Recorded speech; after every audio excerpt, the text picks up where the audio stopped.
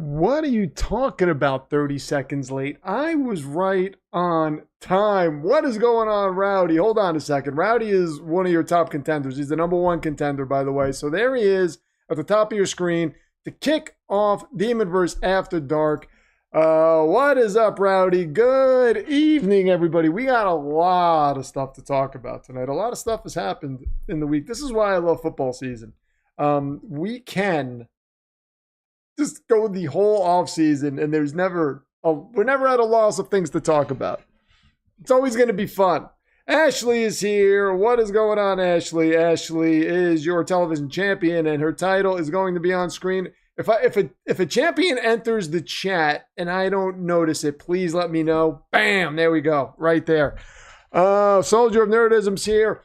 So we are in the midst of all of the crazy stuff going on right now. It's crazy time. It's crazy time. And the craziest thing I have heard all week is a comparison to a quarterback that is coming out in the draft.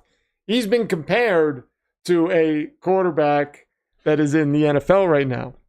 A quarterback who started the season as the New York Jets starting quarterback, by the way. Yes, Fernando Mendoza has been compared to Justin Fields. He has been compared to Justin Fields. There's actually a draft analyst out there that said he holds on to the ball for too long. He is Justin Fields.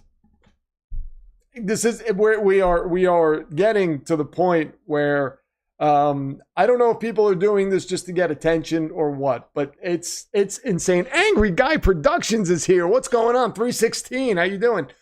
Gary, Indiana, get ready to have a football team. Are we talking about the Bears? Are the Bears actually moving? That would be fun. What is it with football teams moving to different locations now? Everybody wants to be the New York Jets. Play in New York. Or a New York team, rather, and play in New Jersey.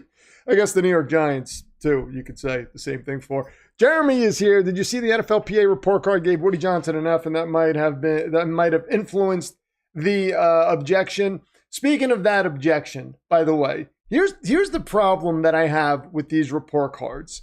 But the Chiefs owner got an F, too, back when the players were allowed to give these grades.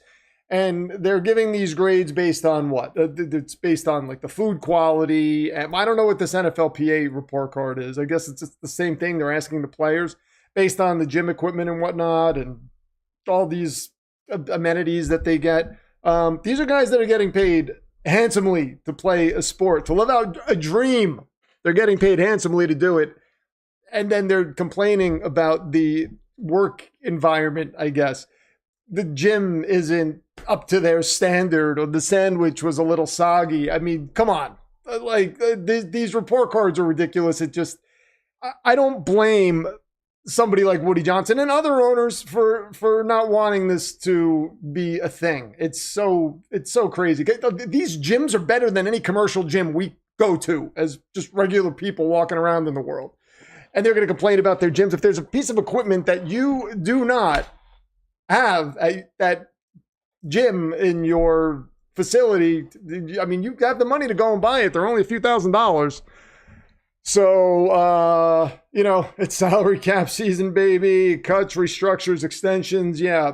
Hearing a lot about the Miami Dolphins. They're probably going to roll out Quinn Ewers this year. There's talk of Malik Willis. He's going to get about $30 million. And it's a scary situation with Malik Willis because we have such a small sample size, and it's a Matt LaFleur sample size with Malik Willis. If he goes with the other LaFleur, let's say he ends up in Arizona, then I kind of like it. I like his chances to succeed there. If he ends up with Kevin O'Connell somehow, I like his chances to succeed there. But I don't know. I don't know where he is going to land. And if he lands in a spot that we talked last time about, possibly perhaps the Raiders trading out of that pick and bringing in Malik Willis to run that system, because it seems like a friendly system to run with Kubiak. That could be a nice spot for him. But it looks right now like the Raiders are trending towards trading Mason Crosby and bringing in some draft capital. And the Bears have been mentioned as a trade partner for them. So imagine, I always say Mason Crosby. It's Max Crosby. The Bears have been mentioned as a trade partner, and what's been floated out is DJ Moore and a first, which is a late first for the Bears, for Max Crosby. But, you know, I don't know. The Washington Commanders have a lot of money, and Max Crosby would make a lot of sense for them. But what do they have, the 10th pick? That's kind of a high pick. The Raiders might want more than that, too. They might want 2 firsts for Max Crosby. It depends. I mean, would the Patriots be willing to do that? Or can they afford him? I think the Patriots have a ton of money. Yeah, of course they could afford him. The Bills, I don't think I think he's out of the question for the Bills or obviously it wouldn't be the Chiefs because the Chiefs have no money. Even though they restructured Mahomes, they'll have a little bit of money, but it's in division, so that's not going to happen anyway. If the Bears are going to Indiana, can they send the Colts to Kentucky? that would be fun. By the way, to start the stream, Patrick, the Chicago Bears fan, says he sprained his ankle, so let's wish him well. That sucks when you sprain an ankle. And the moment you do it, and I don't know if you heard the pop, but I've done it many times, and I've heard that pop. I felt the pop. Ooh, don't like it. Don't like it. So I hope your ankle is up. You're maybe sitting back and having a nice glass of iced tea and just chilling. You know what I mean? Hammond, Indiana Bears, the Hammies, the Harrys. Too bad it isn't Gary. It'd be the Berries. If the Bears are going to Indiana, can they send the Colts to Kentucky? It's so cold that the berries are frozen. Oh, man. Come on, a third-round comp pick. If that... you get 2 third-round comp picks if Rasheed Walker walks. So you're getting a third-round comp for the Malik Willis thing, too. So, yeah, I mean, comp picks are nice. The whole, you know, something I wanted to talk about, we all get hurt more often when we're in the Demonverse. The Demonverse it's a tricky place to maneuver. So you have to be careful. And Chicago Bears fans, by the way, they're seeing Caleb Williams run all over the place, and I think that makes them believe. And I'm not talking about Patrick. Patrick, the Chicago Bears fan, might be the most athletic guy in the world, for all I know. But I think it's making a lot of Bears fans feel like they're more athletic than they really are. So they need to be careful. They're trying to mimic, this gentleman, Caleb Williams, out there. But Caleb Williams was on a podcast with Max Crosby as well, and Max Crosby was really gassing him up. And it's just got people talking about Max Crosby going to the Chicago Bears. I'm looking at that NFC North division. And the Vikings, depending on who they bring in a quarterback, they seem to be the odd man out right now. Because I think 3 teams from that division could make the playoffs, but maybe the Packers are going to be the odd man out. Because again, how many years in a row has it been? If they hadn't expanded the playoffs, the Packers would have been out of the playoffs. But they have had a lot of injuries. Soldier's going to get so mad at me for talking about this. They have had some injuries. So they're going to get Tucker Kraft back. They're going to have Jaden Reed this year. But can they stay healthy? That's another situation. So I don't know. I'm looking at that division. I think the Lions are going to be back. I don't think the Bears are going anywhere. And then there's the Packers, and I'm just like, I don't know. Could we see, if they miss the playoffs, I don't care about the extension, LaFleur might be gone. And if that happens, you know this man right here is going to be on the phone with him immediately. He's going to be on the phone with his agent immediately, Darren Muji. I was listening to also a fantasy football podcast the other day, and they were referring to Darren Moose. First of all these podcasts, they don't know what they're talking about when it comes to the Jets. They were crapping all over Adonai Mitchell, crapping all over that trade, whatever. But they kept calling him Darren Muge, and it was driving me insane to the point where I had to turn it off. I said, I can't do it anymore. I was screaming. I was like, get his name right. This is so disrespectful. You don't have the right to talk about the Jets if you can't pronounce Darren Muji's name. It's not that hard of a name to pronounce. I know LaFleur just signed an extension. I said that. I said, I don't care about the extension, though. Just because he signs an extension doesn't mean he can't be fired. You can sign all the extensions you want. That doesn't make you immune to being fired, SG. I don't know if you know that or not, but now you do. Now you're a little smarter than you were before you typed that. See Brady spit on that Jets jersey. Oh, who cares about what Brady does? Brady spit on the Patriots this year when he won in he said, I have no dog in this fight. I mean, you can't trust that man at all. Max Crosby's going to the Rams, says Rowdy Eggplant. Joke. But for a guy from Michigan, he gave the Raiders back their old school rough and tough Los Angeles Raiders vibe. So might as well go to an LA team. Yeah, he did give them that vibe. He did give them, but it's time to move on. I mean, he's 28. They're not going anywhere right now, and they need that draft capital. If they're going to bring in Mendoza, they have to protect him because look, he's getting that reputation if he holds on to the ball for too long. Well, you know what helps fix that? Put an offensive line in front of him. Then he can hold on to the ball. He can read the defense, and he's accurate as hell. I mean, another knock on him is he can't move. They're saying he can't move. Before it was like, well, he's sort of nimble, but not too nimble. But now all of a sudden it's he can't move and he can't navigate a pocket if he has to move. It's remarkable the takes that occur this time of year. I'm aware Harbaugh signed an extension last year. Difference, LaFleur made a 5-year commitment. You think these billionaires care? Well, I mean, they don't have an owner, but still, Packers have a lot of money. They're not going to care. They're not going to care. If they miss the playoffs and people want to riot and people want LaFleur out of there and they feel like it's because of him, they're not going to hesitate. The money, with NFL teams, the money doesn't matter. It really doesn't. Especially to some of these billionaires. Billionaires. In the case of Woody Johnson with Aaron Glenn, where he's like a dead man walking, him wanting to come in and bring Wink Martindale. That's when Woody was like, "All right, let's pump the brakes. I'm not a money factory. If this was going to get us anywhere, maybe I would do it, but I'm not going to open up the purse strings just for that." An interesting thing, though, speaking of the Jets, is there's been some Jets Drew Allard talk. And I wouldn't mind that 4th or 5th round. That makes sense because we know Frank Reich likes big, tall quarterbacks with strong arms. And maybe we'll look at him and say, maybe I could work with that. Let's bring him in. They want to be married to him. They want to be, it would just be like a project. I'd be okay with that. But if the Dolphins are going to roll out Quinn Ewers, we have to figure out how to out-tank them. But there are a lot of good quarterbacks coming out. So, maybe not. Maybe having the 1st overall pick wouldn't be such a big deal, but it would upset me if the Dolphins were better at tanking than we were next year. That would really upset me. I understand why you think paying for coaches out of the teams is a normal thing, but we don't do that in Green Bay. Well, you never know. Weirder things have happened. The NFL's turning into the Wild West, as far as I'm concerned. It's not. I mean, none of these things are really predictable.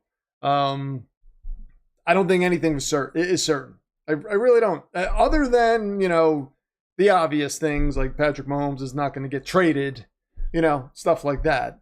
The Bills are not going to cut Josh Allen, anything crazy like that. But as far as head coaches, there are very few that I think are truly safe. And I don't think Matt LaFleur is one of the guys that's truly safe next year.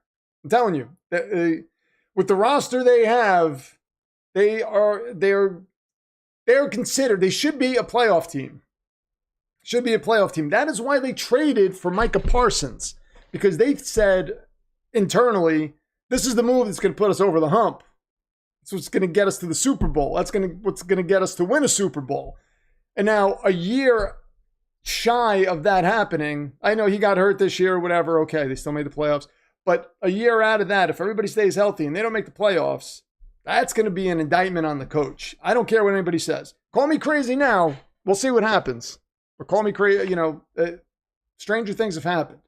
Sean Cantrell's here. Hey, Demonverse. Hope everybody's doing well. Coaching contracts are easily bought out. That's what I say, Sean Cantrell. Sean Cantrell, by the way, is your Demon Lord champion. Let's get his title up on screen.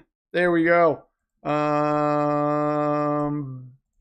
Look at that magic. It's just like magic. So, that whole Micah Parsons thing, they did that for a reason. They didn't give up all that draft capital to not make the playoffs. And they would look at the roster and say, well, we have the pieces. We just traded for this guy. And now you can't get us to the playoffs. And we just extended you. That's going to be a tough situation. If it's not a firing, it would be a Matt LaFleur is on the hot seat going into the next season. Definitely, without a doubt. But I'm telling you, they don't make the playoffs, a firing is definitely on the table. That's all anybody's going to be talking about. Bubba comes in, glass breaks. Hello, chat. Question, Rich, even though they mispronounced his name, did they get his job title right? Vice Principal Muji? No, because that is not his job title. His job title is the very wise and sage-like Darren Muji. And you should know that by now, Bubba, coming and breaking glass, making Josh clean it up in his flip-flops. That's very dangerous. What's going on, JB? You're not crazy for thinking that MLF is on the hot seat. He gets too conservative in the fourth quarter. Yeah. And I'm telling you, the Parsons thing is really, if they made that move for that, they didn't do it to not win a Super Bowl, right? They made, just like the Colts made the move for Sauce Gardner. They gave up 2 firsts. And to think that these GMs don't look at that 27 draft and say, that draft is stacked with talent. They're saying this is going to be a generational draft, not just at the quarterback position, but at other positions. So it's going to be a deep draft, and these teams just gave away 27 firsts because what are they saying? They're like, well, we have the roster to win now. So who cares? We don't care about that. It's funny because speaking of the Colts, a Colts fan, in one of my videos, I think it was the NFL High where I did the AFC South grades. I came on the loudspeaker, with the announcer there, and was kind of mocking the Colts, thanking them for the 2 firsts. And a Colts fan in the comment section said, made a question. I can actually get the exact quote the exact comment that he made. And it's it's hilarious because I don't know where these Colts fans get off. I don't know where they get off. Let's see. Hold on. Wait a minute. He might have deleted his comment. He might have deleted his comment because I just absolutely worked him. Absolutely worked him. But wait a minute. I'm going to see if... No, wait. That's not it. I responded. Okay. Oh, here we go. Because in the video I said, how is the Sauce Gardner trade working out for you? And he says, how did the no interceptions and no franchise quarterback draft pick season work out for you? And I was just like, well, you got Sauce Gardner who doesn't get interceptions. And do you guys have a franchise quarterback? Well, who's your franchise quarterback? Daniel Jones? We don't even know if he's going to be there next year. Who is your franchise quarterback? So you're coming at us for no interceptions, but you traded 2 firsts for one of our cornerbacks who was part of that no interception thing and doesn't intercept the ball on his own. And then you're going to say we don't have a franchise quarterback when you don't have a franchise quarterback and you are the team that robbed us all of Andrew Luck. Go away. Go far away. Robbing us of Andrew Luck and then talking about no interceptions. Please. Please. Green Bay doesn't have a temperamental owner relying on his kids' Madden game. Neither do the Jets. That's a nonsense story. That is a nonsense story. Temperamental, no. But yeah, you're right. They don't have a temperamental owner. But again, there are people in charge, right? And those people in charge gave up a lot of draft capital to go get somebody to get a particular result. And not only did you just sneak into the playoffs this year, you barely snuck in, but if you go next year and you don't make the playoffs, after that trade, that's 2 years. 2 years where you didn't get a result. And I mean, maybe they sweep that 1 year under the rug because Micah got hurt. But still, it doesn't look good. I don't know. I know you don't want LaFleur to go anywhere or get fired, but I mean, it would definitely be on the table and it would be talked about. Maybe it doesn't happen. I'm not saying it would definitely happen, but it would certainly be in consideration. Colts choke the playoffs. Yeah, I mean, How is a Colts fan making fun of the Jets right now? You gave us 2 firsts because you thought you were going to the Super Bowl with Sauce Gardner, and then you didn't even make the playoffs and gave us the 16th overall pick. Just go to sleep. Go to sleep. Put the covers over your head, turn the lights out, and just quiet down. Settle down. Are we tracking rants in the office season? Are we? Should we? We probably should. We probably should. Honestly, just move off love, says Patrick, Chicago Bears fan. What would be funny is if Malik Willis went somewhere and balled out and then Jordan Love just fell apart. I don't see that happening. That would be funny for especially Bears fans. But I see a lot of Bears fans. I don't know if I'm not Bears fans, Packers fans. I see a lot of Packers fans mentioning Caleb's completion percentage. And I don't know that with the way he plays, I don't know that his completion percentage, what it is. I'm not saying completion percentages don't matter, but in his specific situation, I don't know that his completion percentage being what it is actually matters, because the guy just makes plays when he needs to. So, I feel like he might have certain people, and it seems like it's coming a lot from the Packers fan base, terrified, and they should be, because he's terrifying. I would be terrified. As a Jet fan, I don't want to play the Bears. No, I mean, this year I do because I want to tank, but I'm saying if we had to go through the Bears to get into the playoffs somehow, or we're facing them in the Super Bowl. Imagine that, a Jets-Bears Super Bowl. Oh, I would be a little. I would not be sitting there watching that game. I wouldn't be watching any Jets Super Bowl feeling easy. But at the end of the game, if it's a close game and the Bears get the ball back, like Caleb Williams is one of those guys where you're like, you don't feel comfortable. Dare I say Mahomesian? Should I say that? You just don't feel comfortable.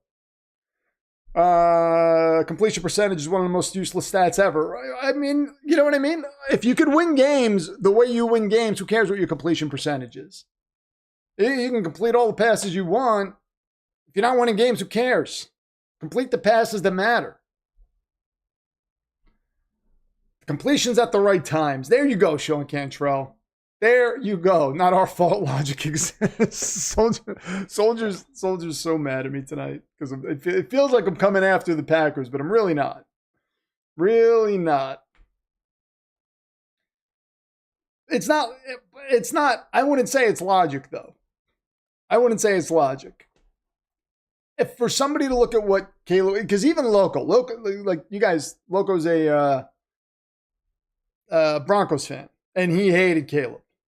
Even before Caleb came out of the draft, he was like, this guy's going to be a bust. This guy's terrible. He's not a good leader. He was saying all these things. Towards the end of this year, he was like, Caleb can play. I'll give him that. Caleb can play. I mean, but Packers fans refuse to give him his flowers. The only way you see Jets versus anyone in a Super Bowl is Madden. Well, I hope Drake May enjoyed his Dan Marino second-year Super Bowl visit, because that's all he is going to get. Excuse me. They're not going back to the Super Bowl. Drake May is not. I don't know what to say. That's all I'm saying about Drake May. He's not. He's not. They were. And now it's been confirmed. The recipients of an easy schedule. That's it. That's it. Recipients of an easy schedule. So here's what's going to happen. We're going to draft Arvell Reese. They're saying we might draft David Bailey, but I think I would rather go Arvell Reese. I know he's a project, but we have the luxury of bringing in a project and just letting him run around and do whatever he wants and get used to the NFL for 1 year. But man, 2 years from now, if we have Arvell Reese, even David Bailey, the reason I don't want David Bailey is because he kind of reminds me of Will McDonald a little bit, and I don't like Will McDonald, and probably don't like Will McDonald because of him. We don't have Jackson Smith and Jigba, but anyway, well, he hasn't really done much anyway. I'm not a big fan of these undersized defensive ends. That's why I'm glad we're going to a 3-4. But Arvell Reese, man, that guy could be a bigger Micah Parsons. And I want to see that guy chasing Drake May all over the place. Just driving him into the turf. Just putting his hands on him like LT did to Richard Todd back in the day. Not Richard Todd, Ken O'Brien back in the day, and saying, son, you got to try better than that. I mean, he did it to Ken O'Brien. I'm thinking of Arvell Reese doing it to Drake May, though. That's why I'm excited. I wasn't excited about LT, but I did love LT. And the throne is no longer open, ladies and gentlemen. Mike Causey comes in with a 5 says to make an MLB comp. Batting average is important because it's a component of on-base percentage. Completion percentage is useful as it drives passing success.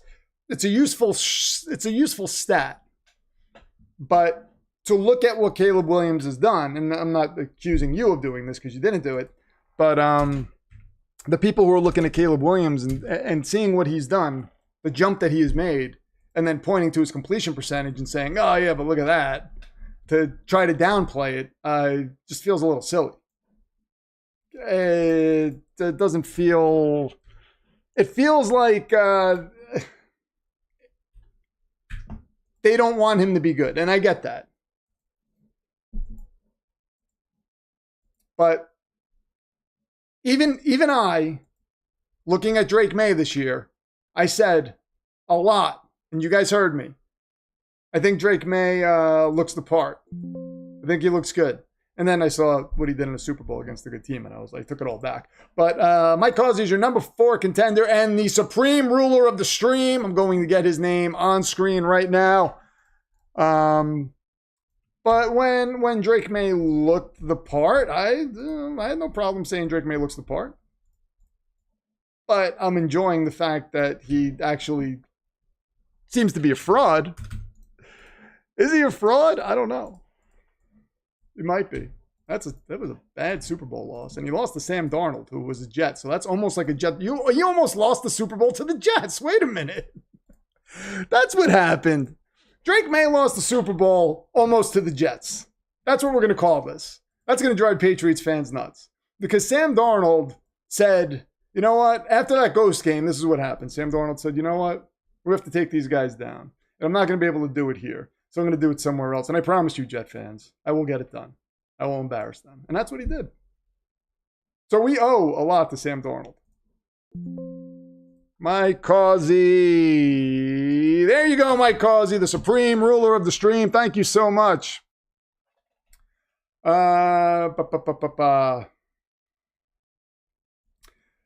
Soldier says, Rich, not kidding. My brother's name is David Bailey, and his birthday is 26.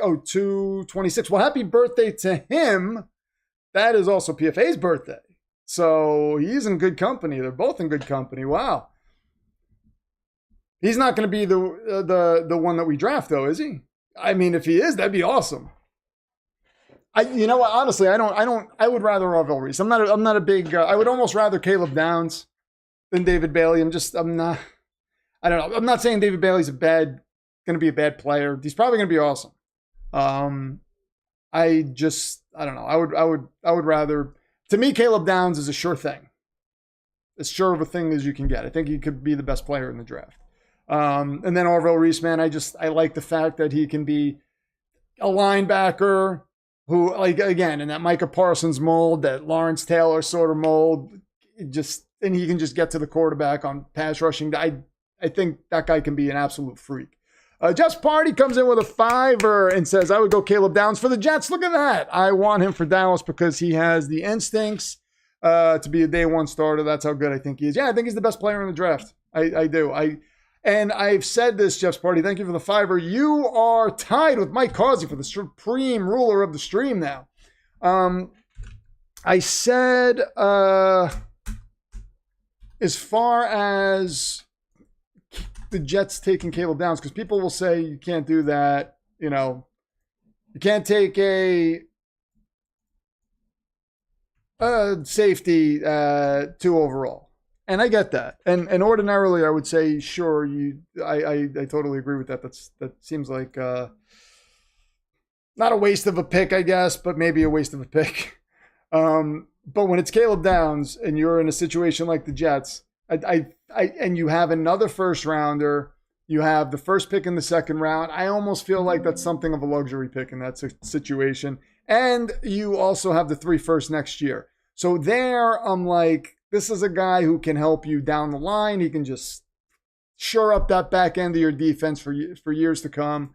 And it makes sense to me in that situation. So I wouldn't hate that at all. I don't think that's what they're going to do. I would actually be shocked if that's what they did. I think the plan is to probably go Arvell Reese, but I wouldn't hate that at all. I would not. Listen, I'm telling you, I wouldn't hate going Arvell Reese and Sonny Styles with those 2 picks, or even trading up and getting Sonny Styles. Give me the two of the best linebackers in the draft. Fine. Again, I feel like it's a luxury. We can do that. Mike Causey says, what about Arvell Reese at number 2 overall? Are you looking at the same issue with inside linebacker being a devalued position? No, Arvell Reese number 2, as I said, Arvell Reese is my pick. I would go, it's probably going to be Reese. If I had to make the pick, it would be between Reese and Downs for me. I wouldn't even, if they went Sonny Styles with that pick, I wouldn't hate that either, because I think Sonny Styles is an absolute monster. But again, they could. I don't like Ruben Bain, the short arms thing. I know it sounds like nonsensical, but the short arms thing kind of bothers me. Once I start hearing little things like that, especially in the situation wherein I just want to maximize the value of those picks. I don't want there to be an issue that can turn into something. And if he's got short arms and that could be a problem, I'm just like, I don't know. I don't know if I like that. So I'm out on Ruben Bain, but Caleb Downs, Arvell Reese, I'm cool with that. And again, if they went Arvell Reese, and it sounds crazy, if they went Arvell Reese and Sonny Styles, I would be fine with that. Ideally, I would like, Arvell Reese or Caleb Downs. Mekhi Lemon, I don't know if he's going to last that long. I don't know if Sonny Styles is going to last that long. We'll see. We'll see how it goes. I mean, anything can happen. Ty Simpson's stock could start skyrocketing. Team could trade up for him. They might want to trade up with the Jets and have the Jets move down or something. There are also a couple of guards that I like. The Jets could use an interior offensive lineman, depending on what's going to happen with Simpson and Elijah Vera Tucker. So it's going to be interesting. Are we ever going to get the final season of NFL Kingdoms? Yes, you're going to get more NFL Kingdoms. Yeah. I'll tell you, my one issue with NFL Kingdoms, I know people like it, but it doesn't really get a lot of traction and it takes a lot of time to do. So I have to think about NFL Kingdoms and think about if it's worth going forward. But I do like the whole, I love the idea of it. I love the idea of it. So maybe I'm just not doing it right. I have to really play around with it. Like the first few that I did got a lot of traction and then they started to not. But yeah, no, there's going to be more NFL Kingdoms. I'm trying to get the grades out. And I'm thinking of a way to do that the next episode of NFL Kingdoms, to where it could be a bit more entertaining and not just basically a recap of what we saw. So yeah, but there's going to be more NFL Kingdoms. And again, I'll just keep an eye on it. Jeff's Party comes in with another $5. He is now the sole supreme ruler of the stream. Russell just blew up on Mars. It's Aaron Glenn's fault. He should have used his eye lasers to stop it. Wait a minute. Are you trying to suggest that Aaron Glenn has eye lasers? If that's the case, man, how come I haven't heard of that? Does that mean he's from Krypton?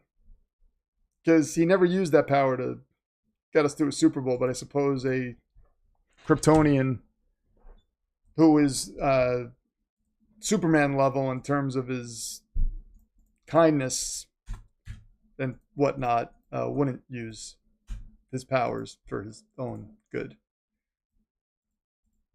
If I even got that out right. But yeah, NFL Kingdoms, we have to address the Drake May thing in NFL Kingdoms, so that's going to happen. That's going to happen. I'm going to craft it, I promise.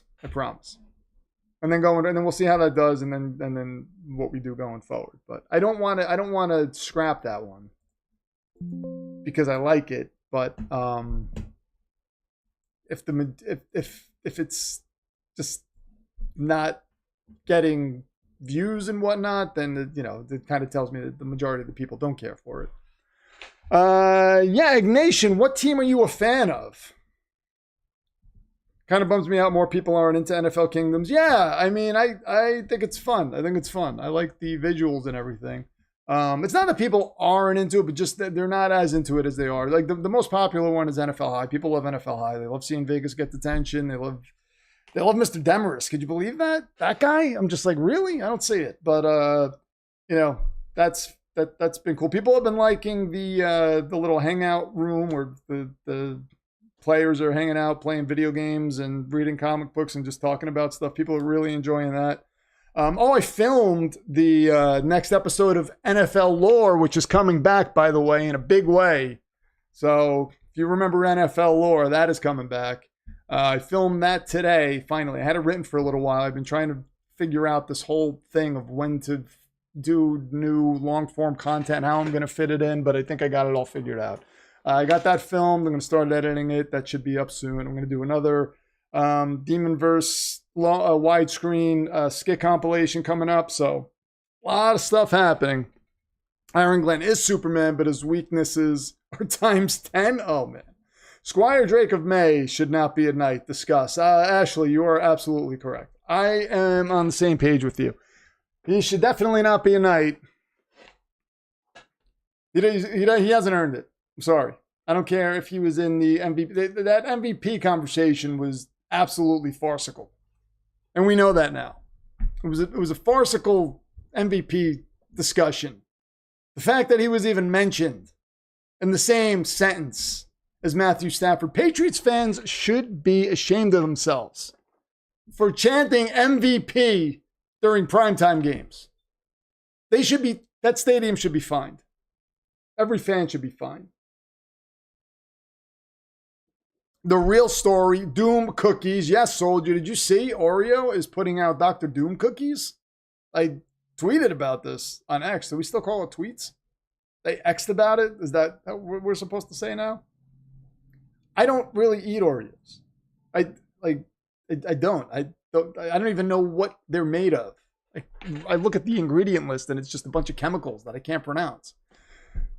But I'm going to go to the supermarket and stare at that Oreo package, and I might just buy it and just have it sitting here and just keep it sealed forever and just look at it. Because Dr. Doom Oreos, I mean, if his face is on the cookie, I think it is.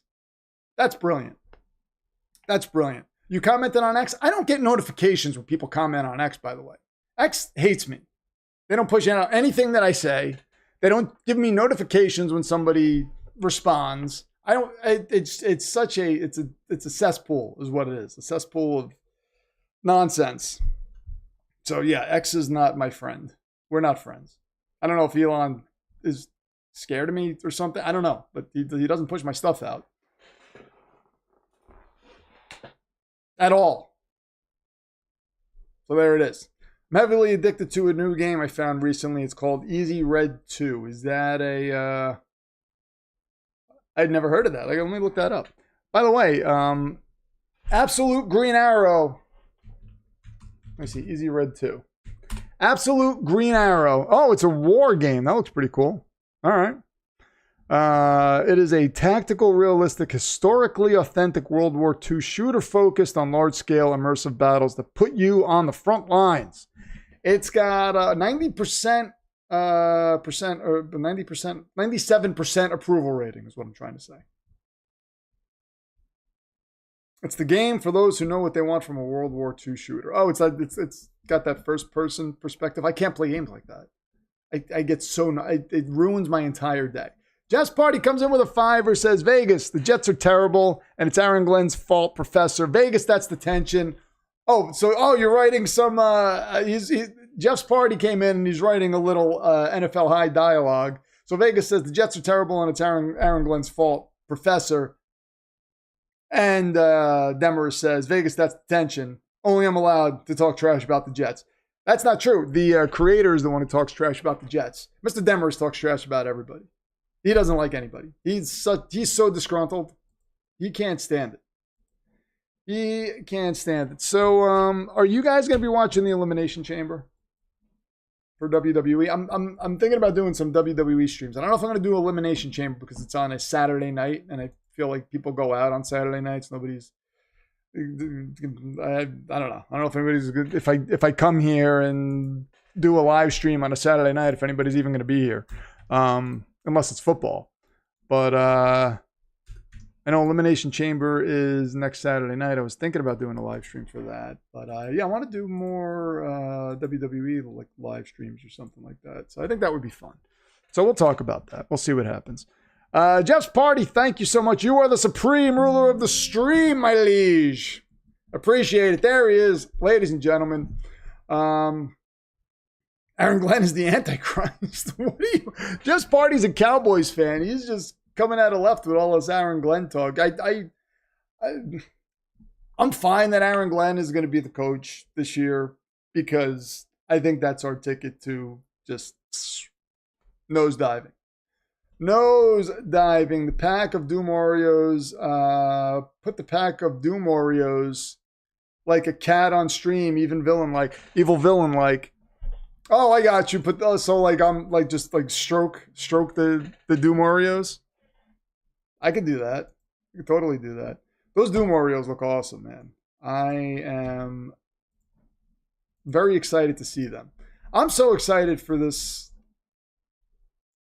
Doomsday situation that's coming out. Excited for Spider-Man Brand New Day. Excited for Absolute Green Arrow. For my comic book people in the chat, have you heard about Absolute Green Arrow that's coming out?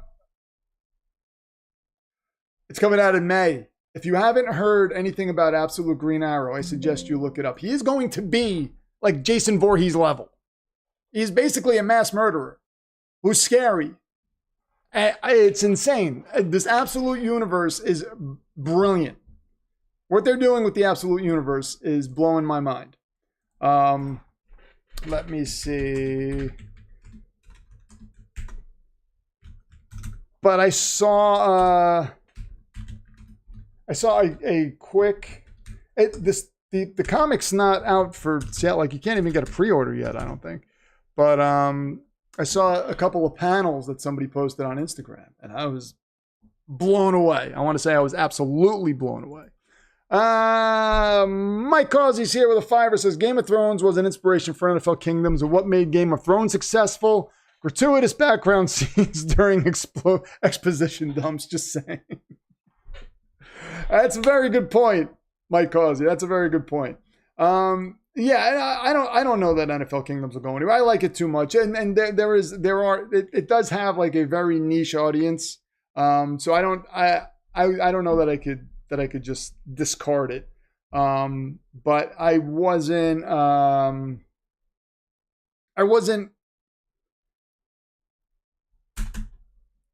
What's the word I'm looking for? I don't want to say inclined. I guess I just didn't feel the need to push out another episode right away.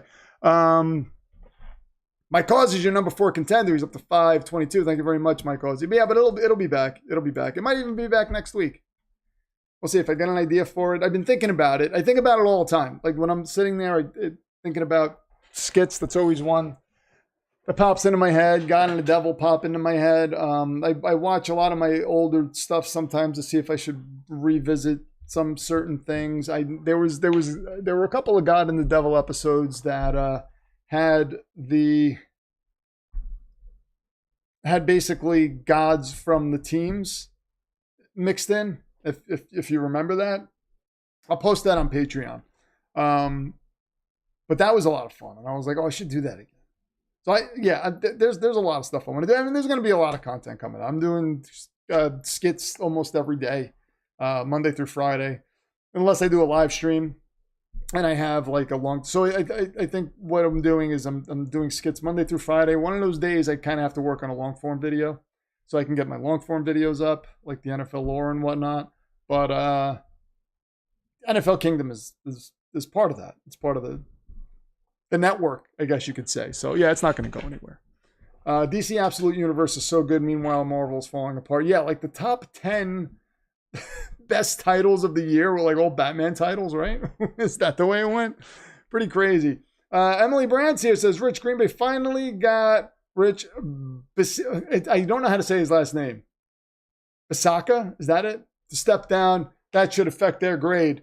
Yeah, I'm going to get those grades out. I'm doing the AFC first, then I'm going to put them all together in a thing and put them out, and then I'm going to do the NFC. But the AFC is just about done. I just have the AFC West to do, and then going to tackle the NFC grades.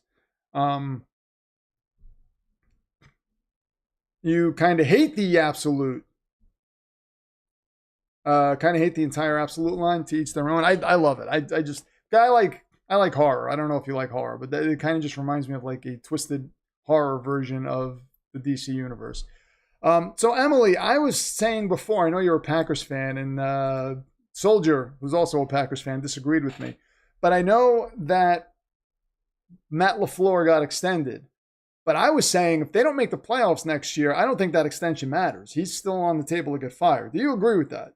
Or do you think, no, they extended him, they're not going to do that? If they don't make the playoffs next year, after trading for Micah Parsons and giving up 2 firsts, I think that's on him. I think that's on him. Shane Giggles is here. Wait, what's going on with Shane Giggles? I'm going to the Renaissance Fair in Arizona last weekend in March. Can't wait to get my nerd on with my ladies. Oh, that's going to be fun. That's going to get it. What are you going to get dressed up? And if so, what are you going to be dressed up as? Are you going to be like a, I think you have to go sorcerer. I think whenever you go to, I mean, can you be a sorcerer though? Or is it like a realistic Renaissance thing? I would just go as a sorcerer anyway. I was introduced to this channel because of NFL Kingdoms on Instagram. Oh, look at that, Rowdy. Okay, so you found me from Instagram. That's interesting. Instagram doesn't really push my stuff out much. They do. Sometimes they do, sometimes they don't. But the NFL Kingdom's the first one that I did. Well, really took off on Instagram. Yeah, I'm gonna continue working on that. I'm gonna continue working on that. Don't worry, that'll be around. That's not gonna go anywhere. I really dig God and the Devil episodes. They're the most fun when they're just zinging each other like an old married couple. Yeah, I really like. I like writing all these things. I like putting all these things together. I think my problem was one of the issues. I don't even want to say it was a problem. One of the issues. Well, I guess issue is just a fancy way of saying problem. When I started, I knew what I wanted my content to look and feel like and sound like, and I just didn't know how to do it. So all this time I've been a content creator, I've been working my way how to get there, like figuring out how to get there, like how to get the live stream to look the way I want it. And I finally got everything where I want it. So now it's like, oh, I can just create these things now and not have to worry about all of this other stuff, like how to do things, because I know how to do it now. It was a long run, and like there also wasn't like certain technology for me to do some of the things that I wanted that has been introduced now. So video editing has gotten a lot better. It's a lot easier to do certain things, or now you actually have the capability to do certain things that I couldn't do before. So yeah, it's definitely changed everything, which is why I'm able to get more content out now. Ashley is the new supreme ruler of the stream. We've been streaming for an hour and no one's mentioned Joey B. Sacrilege. Wait a minute. Joey B, Ashley, was he in an episode? Oh no, the Bengals were in a couple of episodes this week, right? I don't know if Joey B specifically was in one. We could talk about Joe Burrow. I'm always happy to talk about Joe Burrow. Joe Burrow is one of my favorite players. And that being said, as much as as mad as I am at the Colts for taking Andrew Luck from us, I will hate the Bengals for the rest of my life if they somehow take Joe Burrow from us. I will never forgive them. And I think you would have to consider handing in your Bengals fandom. And it might come at a good time because Darren Muji is going to get the Jets rolling soon. So I don't know, but that being said, all kidding aside, I hope nothing bad happens to Joe Burrow. I hope he's with us for as long as he wants to play in his career, and as long as it doesn't come at the Jets' expense, I actually hope he wins a Super Bowl. Oh man, I screwed up. Hold on, wait a minute, Ashley, I screwed up. My bad. Let me get your name proper where it needs to be. Sitting here, I start talking about the Jets and Super Bowls, and then I get screwed up. Well, there we go. So there you are right there. And I got to get your name as the supreme ruler of the stream, of course.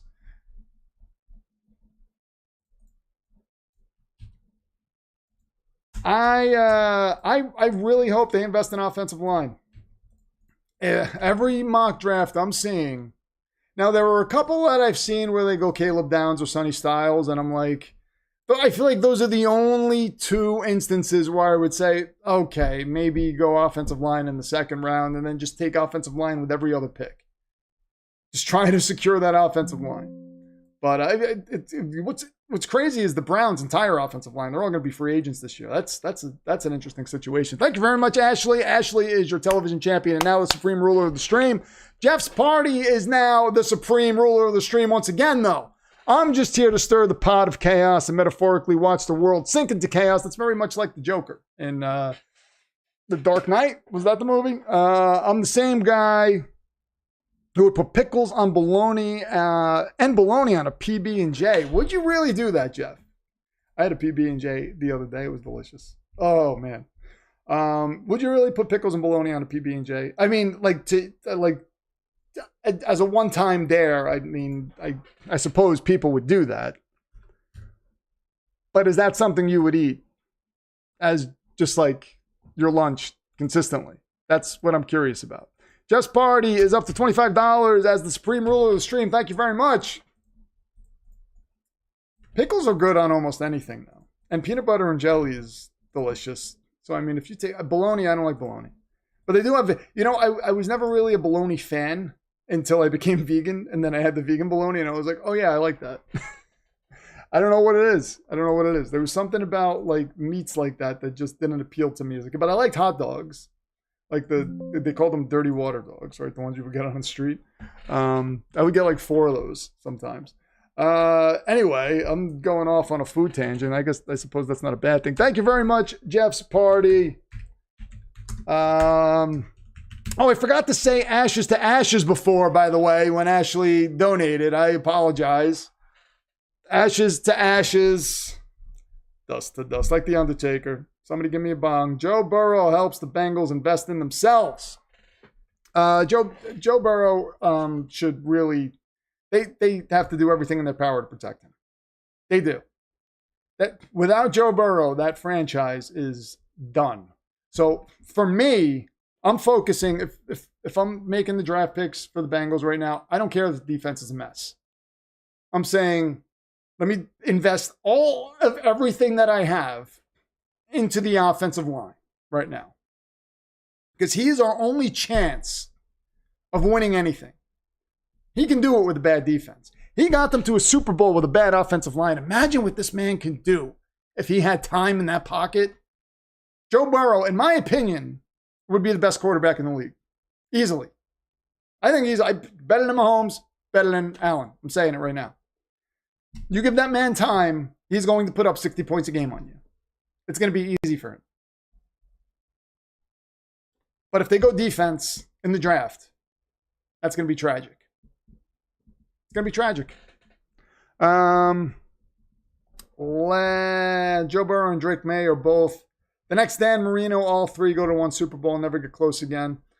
It's possible. It's possible. The Bengals are, unless they wise up and protect him, there's a possibility he might not get back there. I mean, he hasn't made the playoffs in 3 years now. I know he got hurt, but that's terrible.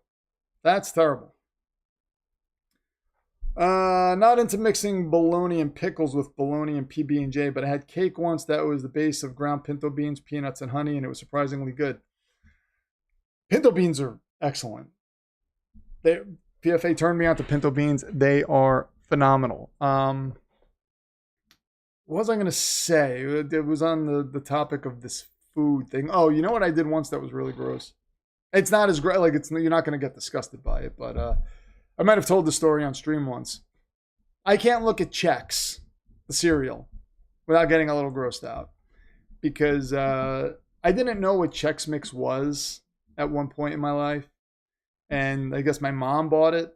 Well, my mom bought it. That's why it was in the house. Or somebody gave it to her. I don't know. It was in the house. I just saw the word Chex on the box. And I was really groggy. And I think it was a Saturday morning. And I just wanted to get to my cartoons. And I took the box of Chex Mix and I poured it in a bowl. And I glanced at it and thought, that looks weird. Whatever. And I grabbed milk and poured it in. And I think I had like cheese doodles in it, and it was just. I went and I sat down and I took a spoonful and I almost vomited, and I was like, "Oh my god, what the hell? Who did this to Chex?" I thought somebody went into the bag and just dumped a bunch of stuff in, and then I grabbed the box and I saw it was Chex Mix, and I was like, "What? They're doing this now? They're taking cereal and like mixing pretzels and cheese doodles with it? What the hell? Who would do that?" Drove me crazy. Remember a few years ago when the Bengals NFL draft debate was Jamar Chase or Penei Sewell. Yeah, I remember that. I did some skits about that. I mean, you can't argue the Jamar Chase pick, but man, Penei Sewell would have been great for Joe Burrow. That might have been the wiser pick because I think Joe Burrow would still be Joe Burrow without Jamar Chase. Even though Jamar Chase is phenomenal, but part of the reason why Jamar Chase is phenomenal is because he has Joe Burrow. Let's not forget that. Well, no, I mean, he had Joe Flacco too this year and was catching everything. What do you have, like 15 receptions in that Steelers game? We don't talk about that around here. I mean, you're splitting hairs, but yeah, you probably should have gone with the tackle. Make trail mix. I make trail mix a lot, so Chex Mix never made it to the cereal bowl. You made it to mine. I feel like an idiot. And it's something that I remember to this day. The keeper of the belts is here, Matt West, and he has no belts to distribute tonight. Oh, man. Must be nice to have the offseason off. It must be exhausting having to call for the belts every game.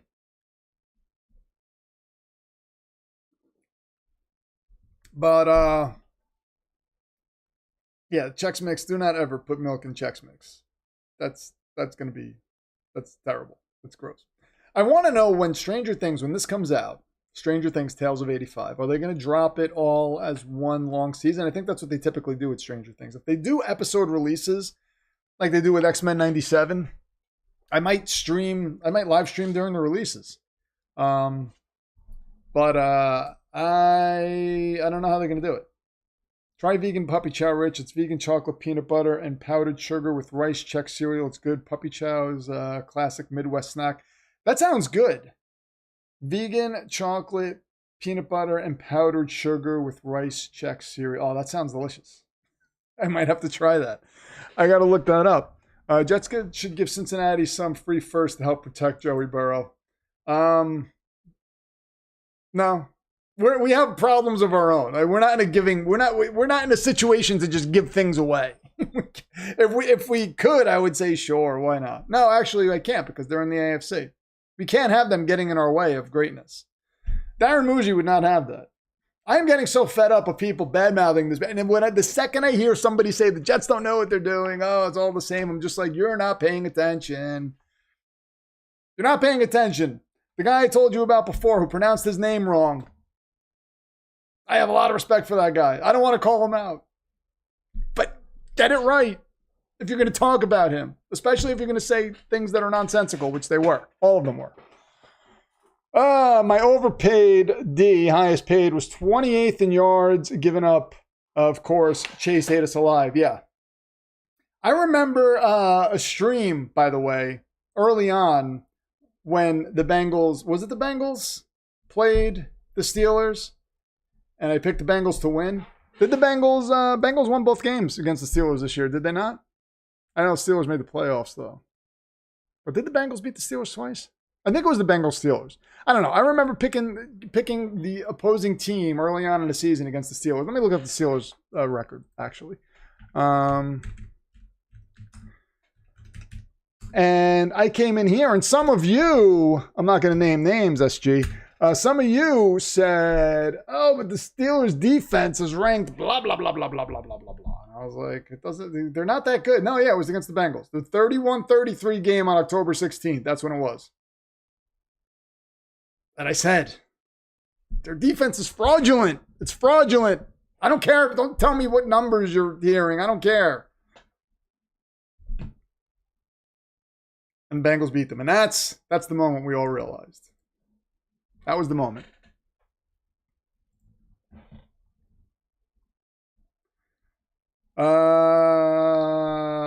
Put it in a Ziploc bag to mix. It won't last long. No, especially, I bought, nothing lasts long in this house. I bought plums today, and I already ate like my share of them, which was, I bought 6 plums, 3 for me, 3 for PFA. and right before I came on stream, actually, she was looking at like, so we put up these on the TV, right? We have like the TV against the wall, and there's like a fake fireplace under it, and so I'll put just like a relaxing video on there of like a cafe. It's like an AI generated thing that they have all over YouTube, and it's like a cafe, and it's just like, you know, like rain outside, and they're playing whatever, like just jazz music or whatever it is. It's just very, it's like a very like a nice ambiance. But there was a big bowl of fruit on the table next to a big cappuccino, and PFA was like, I would eat that entire bowl of fruit right now. And I was like, yeah. Oh, by the way, those 3 plums are for you, because I ate my plums already. She was like, you ate all the plums already? Seriously? And I was like, yeah, I did. I had to. They were there. I ate one. I was like, wow, this is good. Oh, wait, there's another one? Oh, okay, I'll eat that one too. And then I ate the 3rd one. Plums don't last long anyway. These were the red plums. Yeah, I don't buy them a lot. They were on sale, and I was like, you know what? Maybe I should start buying some fruit that's on sale, because that'll help me vary my fruit more instead of just buying the same thing all the time.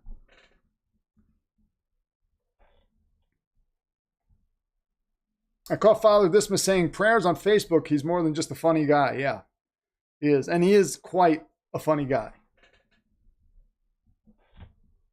Jets clearly have a structured and well-defined strategy going forward, says Mike Causey. I don't think anyone can deny that, but until this Jets front office proves their draft acumen, it feels risky. Well, I think Darren Muji has proven to a point, because if we look at the last draft, that was a pretty good draft. If we look what he did in season with the draft picks that he maneuvered around and brought in guys like John Mechie and A.D. Mitchell, and again, you know, Mozzie Smith. And again, those were throw-ins, you know what I mean? But they were guys that our wide receiver room was better than it was going into the season. With more, we have more hope than we did with our wide receiver room. I mean, he took something that was a total weakness and turned it into a position that's like, okay, we have some guys here that are young and talented, so let's see what happens. You know, like the Alan Lazard project is over. Like, get him out of here. But we'll see what he does in this draft, obviously. But I'm the way he's evaluated talent throughout the year, I have no issue with. I'm not nervous at all, is what I'm trying to say about Darren Muji and the draft.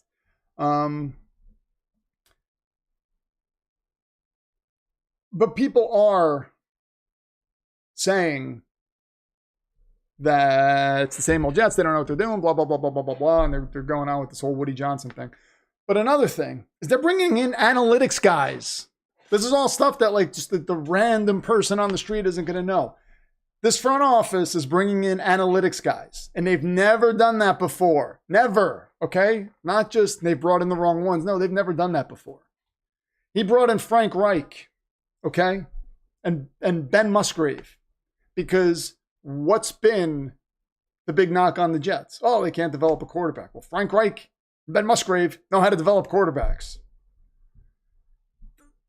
It's all being done by design. And that's why I know they're not going Kyler Murray.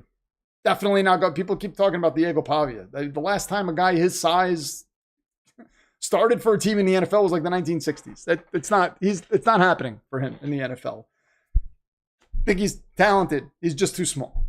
And like not even like a hair too small. He is legitimately too small. Jeff Party comes in with a tenor, your supreme ruler of the stream, by the way, and says, I think an under-discussed yet very crucial element of the NFL is player development and proper coaching. Example, Patrick Mahomes, Sam Darnold, Josh Allen. I won't leave out mental toughness, though. No, you're right. I don't think it's under-discussed. I do think people are wise to it. Player development is important. But I think where people go wrong sometimes, Jeff, is they will sometimes the players are not good. They're just not good. As is the case with Zach Wilson. I will stand by that. I see people saying, oh, well, yeah, Zach Wilson's going to go somewhere and do exactly what Sam Darnold did. And I was like, nah. Zach Wilson was never, even at Sam Darnold at his worst, Zach Wilson at his best was never close to Sam Darnold. No, he just wasn't. He doesn't get it. And this is one of the things. I'm so glad you brought this point up. This is one of the things that I loved about Fernando Mendoza, right? Fernando Mendoza, he was asked about, girls. And like, does he have a girlfriend and whatnot? And his answer was basically, no, because I would want to hang out with my girlfriend and it would be a distraction. It would keep me from what I want to accomplish in football. You know what I mean? Like, so it's even like, hey, let's go out to eat tonight. He's like, that's time I could be using to study football. So I heard that and I said, that's why he's going to succeed.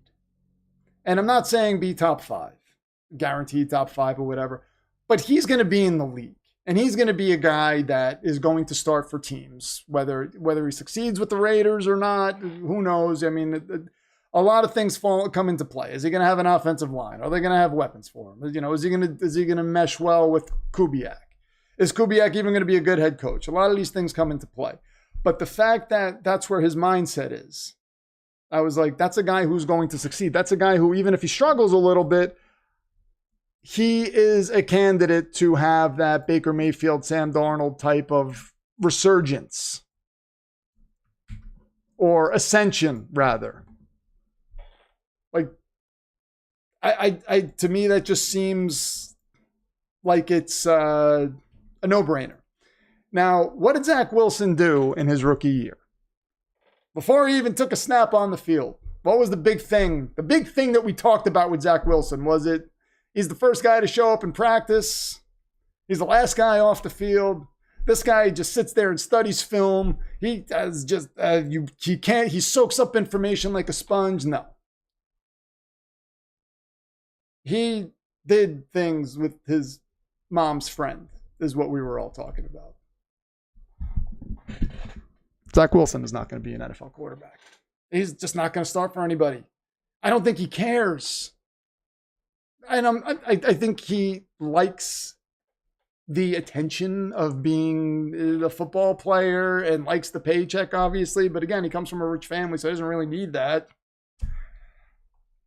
I don't think he has it in him to sit there and say, I am going to dedicate my life to being a good NFL quarterback. I don't think he is going to ever do that. And there are guys that just don't do that. There are people in this world, in all walks of life, that just don't do that. They know they should, but distractions pull them away too easily. And the fact that Mendoza even said that, I was like, how can anybody think, oh, you could say he holds on to the ball for too long and this and that, but he's going to learn how to not do the things that plague him. He's going to learn because he wants to learn. Zach's game IQ is terrible. Yeah, it was the moms. Yeah, exactly. That's what that's what everybody's talking about. That's what everybody was talking about when it came to Zach Wilson. It wasn't anything else other than, oh yeah, his mom's, blah, blah, blah. He's taking pictures with Braxton Berrios on like a boat with 2 girls. That's what we were seeing from Zach Wilson. Had a strong arm though. Oh, he could sling it. But nobody ever said, man, this guy just like, he grind. You can't get him out of the game film room. You can't. Peyton Manning, I don't know if this is true. It sounds like it's true. Apparently needed somebody to lay out clothes for him, and he had to take Polaroids of these clothes laid out so that he could dress himself, because he didn't care about dressing himself to match. All he cared about was studying football. So he would just be like, if it was up to me, if it was just up to me, I would just grab whatever and be like, I guess this matches, and throw it on and just go out. But that's a story I heard. I don't know if it's true, but it makes sense. It makes sense. Jets should sign Deshaun Kaiser. I don't care what the Jets do at quarterback this year. This is not a quarterback year for me. I do what I would. If you give me Geno Smith, I'm happy with that. Give me Geno Smith. He's not going to win games. Cool. He'll get another coach fired. 3 consecutive years, he'll get a coach fired. Has anybody ever done that? That's the record I want this year. That's what I want to see. I heard the experts claim you can't feed Darren Mogwai after midnight. Hey, if you want to call him Darren Mogwai, I'm fine with that. But, because we know that you're doing it on purpose, and like there's an actual reference involved. So I'm cool with that. But just to butcher his name because you don't know it, that's where I draw the line.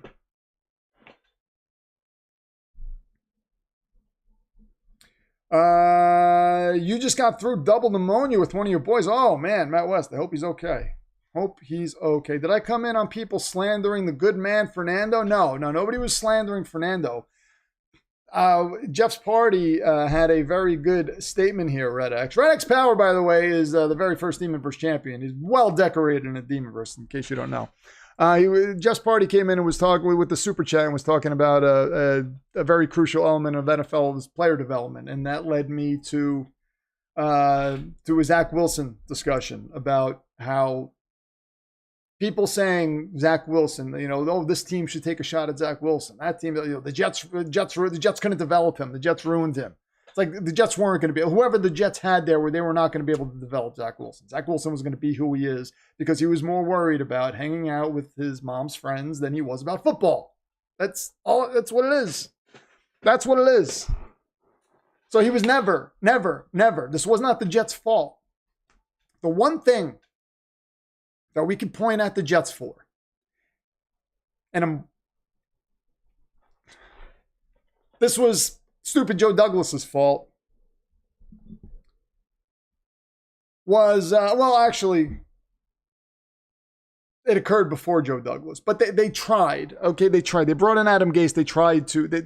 Oh my God, stupid Peyton Manning. Oh God, they told Chris Johnson that Adam Gase was a quarterback whisperer. We all know that. So that's why the Jets went out and got him and said, we're going to do right by our young quarterback and bring in a quarterback whisperer. To where Colin Cowherd was even on Twitter saying the Jets are going to be they're going to be hosting the AFC Championship game. I was skeptical because I had Dolphins fans that were like, he's not good. Adam Gase is not good. Trust me. But after that, they didn't do right by Sam. After we realized Gase is nonsense, he's not a good coach, they could have done right by Sam and said, you know what, we're actually going to get you somebody who can help develop you. They had a chance to go get Brian Dable, but they just couldn't be patient. No, they brought in Robert Saleh. So yeah, they did wrong by Sam. But other than that, this whole they can't develop a quarterback thing, I don't know what anybody's talking about. Ashley comes in with a tenner, says, by the way, after the stream ends, Tom Grassi is raising $1 million for undue medical debt by streaming until he hits the goal. Please check it out. Yes, definitely go check that out. Wow. He is a maniac with his generosity, and man, that Grassi is insane. Grassi, in a good way, in the best way. So yes, check that out, ladies and gentlemen. Thank you very much, Ashley. And thank you for pointing that out to everybody. I didn't even know he was doing that. But he is always... I remember he told the story a while back of when he first started doing this and talked about if he ever gets to a position where he can help people, that's what he's going to do. And he kept his word. And I think that's what... Oh, my God, I screwed up again, Ashley. I'm so sorry. I'm such a moron. Hold on. That's... I think that's what I think it was what's his name? Tony Robbins said that's something that really drove him. When you start thinking about things that are bigger than you and that drives you, it helps in terms of I guess getting you beyond all the fear, failure, and things like that. When you have something bigger pushing you, and yeah, I think that's what many of us want. To be in that position where you can make a difference somewhere. And Grassi's doing that. And man, I envy that. And we will be there. We will be there, ladies and gentlemen. I promise you that. Stupid Robert Saleh, yeah. You know what? Watching Olympic curling is more inspiring than the Glen-led Jets at this point. Yeah, they were pretty bad. Rich, I'm glad the U.S. women's hockey team beat Canada in OT plus women's curling in the semifinals, and I think the men's hockey team are in gold medal matches too. I think. I don't know about curling. I haven't paid attention to the Olympics at all. I don't know why.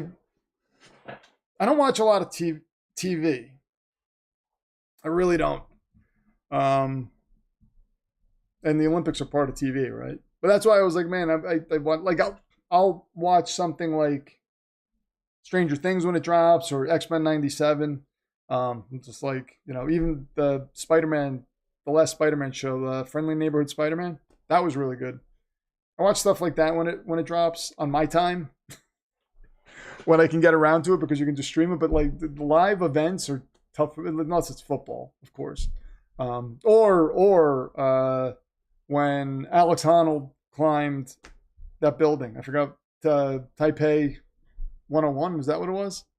That was insane. That was crazy. That was live on Netflix. I love that. But I used to love the shared experience of everybody, and that's why I like streaming the games when they're on, because we all have like the shared experience together, and you don't get a lot of that now. But I hope we do get more of that going forward, because that's kind of sad. W. Grossi Posse, yes. One thing that Jeff's Party comes in with a tenor. One thing, he is the supreme ruler of the stream, by the way. So one thing that the media and fans will do to Fernando Mendoza, fair or not, will be to put all this pressure on him to succeed and be the Raiders franchise savior right away. Now, here's a guy, Chris Collinsworth. Of course, yeah, they're gonna do that. And you know what? I mean, if you are the first overall pick and you're a quarterback, that kind of comes with the territory, though. I don't think it's unfair, but I do think, you know, we can't overlook the situation in terms of is he going to have an offensive line? Is he going to have weapons? I mean, he can't do it all himself. So thank you very much, Jeff's Party. There was something else that people have been talking about, and this was the 2024 draft, where Caleb Williams, Jaden Daniels, Drake May, that was 24, right? Yeah, it was 24 draft. So it was Caleb Williams, Drake May. I'm sorry, Caleb Williams. Yeah, Jaden Daniels, Drake May, Bo Nix, and J.J. McCarthy, right? Was it Bo Nix, Michael Penix, and J.J. McCarthy? Was that the order? So people looking at Mendoza are saying, well, if he was in that draft, he would have went as likely the fourth quarterback taken or fifth quarterback taken. So that gets him past. So, you know, so people are saying, well, if he's in a draft with Caleb, Jaden, and Drake May, and Bo Nix, he's going after Bo Nix. When did Penix go? Penix went after Nix, right? If I remember correctly? Or did Nix go after Penix? I got to look this up.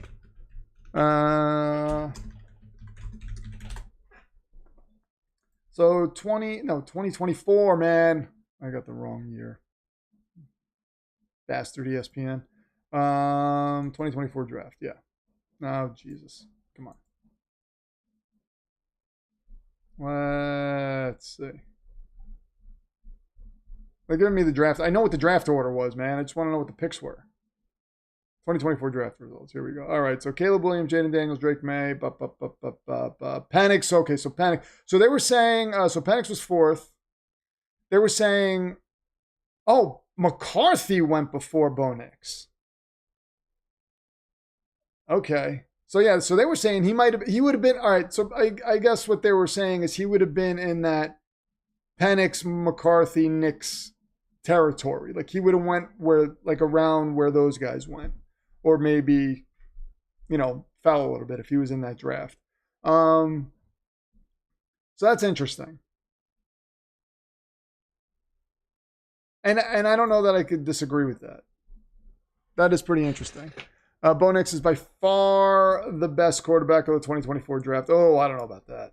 I don't know if by far. Oh, wait a minute. Philip Quinn is here. Hold on. The Grassi Posse just passed 500,000. Oh, my God. Good Lord. Hold on. We got to get Philip Quinn's title on stream. He is your Demonverse champion. You're all Demonverse champion, by the way. So we're going to get his belt up on screen, and all the champions will be represented once again. I love when all the champions are represented. It warms my heart. You guys keep the Demonverse alive. All right. I think this looks good. There we go. How's that? There we go. What's going on, Philip Quinn?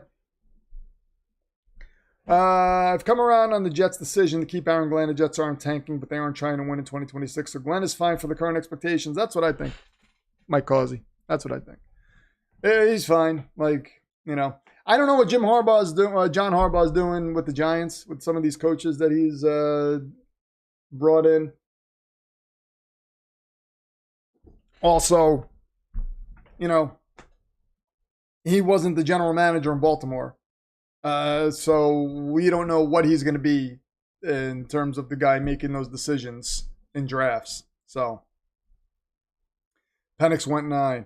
Receivers, am I right? It's like they only know how to really move when they're driving. Dolphins are cutting everyone. Oh,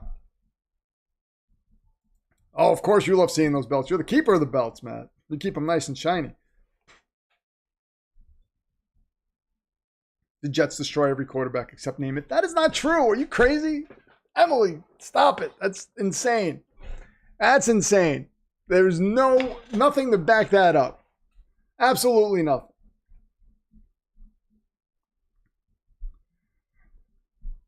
But what was I saying a second ago? Oh, about the Ravens. Baltimore Ravens John Harbaugh was not the general manager of the Baltimore Ravens, is what I'm saying. He's essentially going to be the general manager of the New York Giants. We don't know what to expect from that. So people thinking that Harbaugh going there is just going to automatic. This is the problem with bringing in a coach like this. I love Harbaugh as a coach. I said if Harbaugh is available, he's not going to be on the market for very long. And that was true. I would have loved John Harbaugh as a Jets head coach, but as a Jets head coach. Not as the guy who's coming in and now you're the one, oh, you know, I don't love it. He doesn't have the track record. Sometimes we see that happen and it's not great. So we'll see. Can he evaluate talent? Can he make the right decisions? Does he think he's the smartest guy in the room? That could be problematic for the Giants. I think it was JB 100, right? Said in Discord maybe, or on one of the videos, that Harbaugh's coaching staff is going to destroy Jackson Dart's development. I don't know if that's true. I don't know. But I do think Brian Dable with Cam Ward is going to work well. And I do think Brian Dable is good at developing quarterbacks. I know we don't firmly have the data on that. We just have a couple of flashes where it's like, well, is Jackson Dart just kind of good? Or was it Brian Dable that helped develop him quickly? Or, you know, was Josh Allen just the guy who was going to come in and figure it out? Or was a lot of that Brian Dable? But if he does it with Cam Ward, then I think we know firmly. Like, okay, this guy knows how to develop a quarterback. And if Cam Ward has a good season, he's going to be another guy that people are going to be looking at and saying, oh, yeah, Brian Dable knows how to run an offense, knows how to develop a quarterback. This is a guy we need to bring in. And I would be, in that scenario, I would be all kinds of open to bringing him in as the Jets head coach. But he's got stupid Robert Saleh there who could be talking in his ear and saying, no, you don't want to go there. It's not a good situation when Robert Saleh is the one that, he was the problem. How do you look at JSN and say, no, give me Will McDonald? I mean, come on. 25 likes, yeah. Grassi's raising 500K and I'm getting 25 likes. I got my first ticket in my Charger the other day, says Just Party with a $5. The cop was so cool, she went to hear my exhaust. She did give me a ticket though. Man, Did you, one thing that my uncle, who is a police officer, taught me is always say yes, ma'am, no, ma'am. Not officer or anything else. Just yes, ma'am, no, ma'am. Keep your hands 10 and 2. If you're going to reach for your insurance or your phone or whatever, ask for permission before you do that. It's a sign of respect and will go a long way to them being kinder to you, perhaps. There are some situations where they're just like, listen, I can't, I have to give you a ticket, but but a lot of times they really appreciate that, I would imagine every time they pull somebody over, most times they pull somebody over, they just get met with an attitude and like a lot of eye rolling and, people acting like they're the devil. But when you're respectful to them, they tend to respond to that. Thank you very much, Jeff's Party. Hold on a second. Let me see something here. Okay, I got it. Spending this offseason buffing the belts. Yeah, I like a lot of the belts that we have made. We might have to, there are some that we didn't get to see this year. We might have to create a few this offseason. We'll see. We'll see how it goes.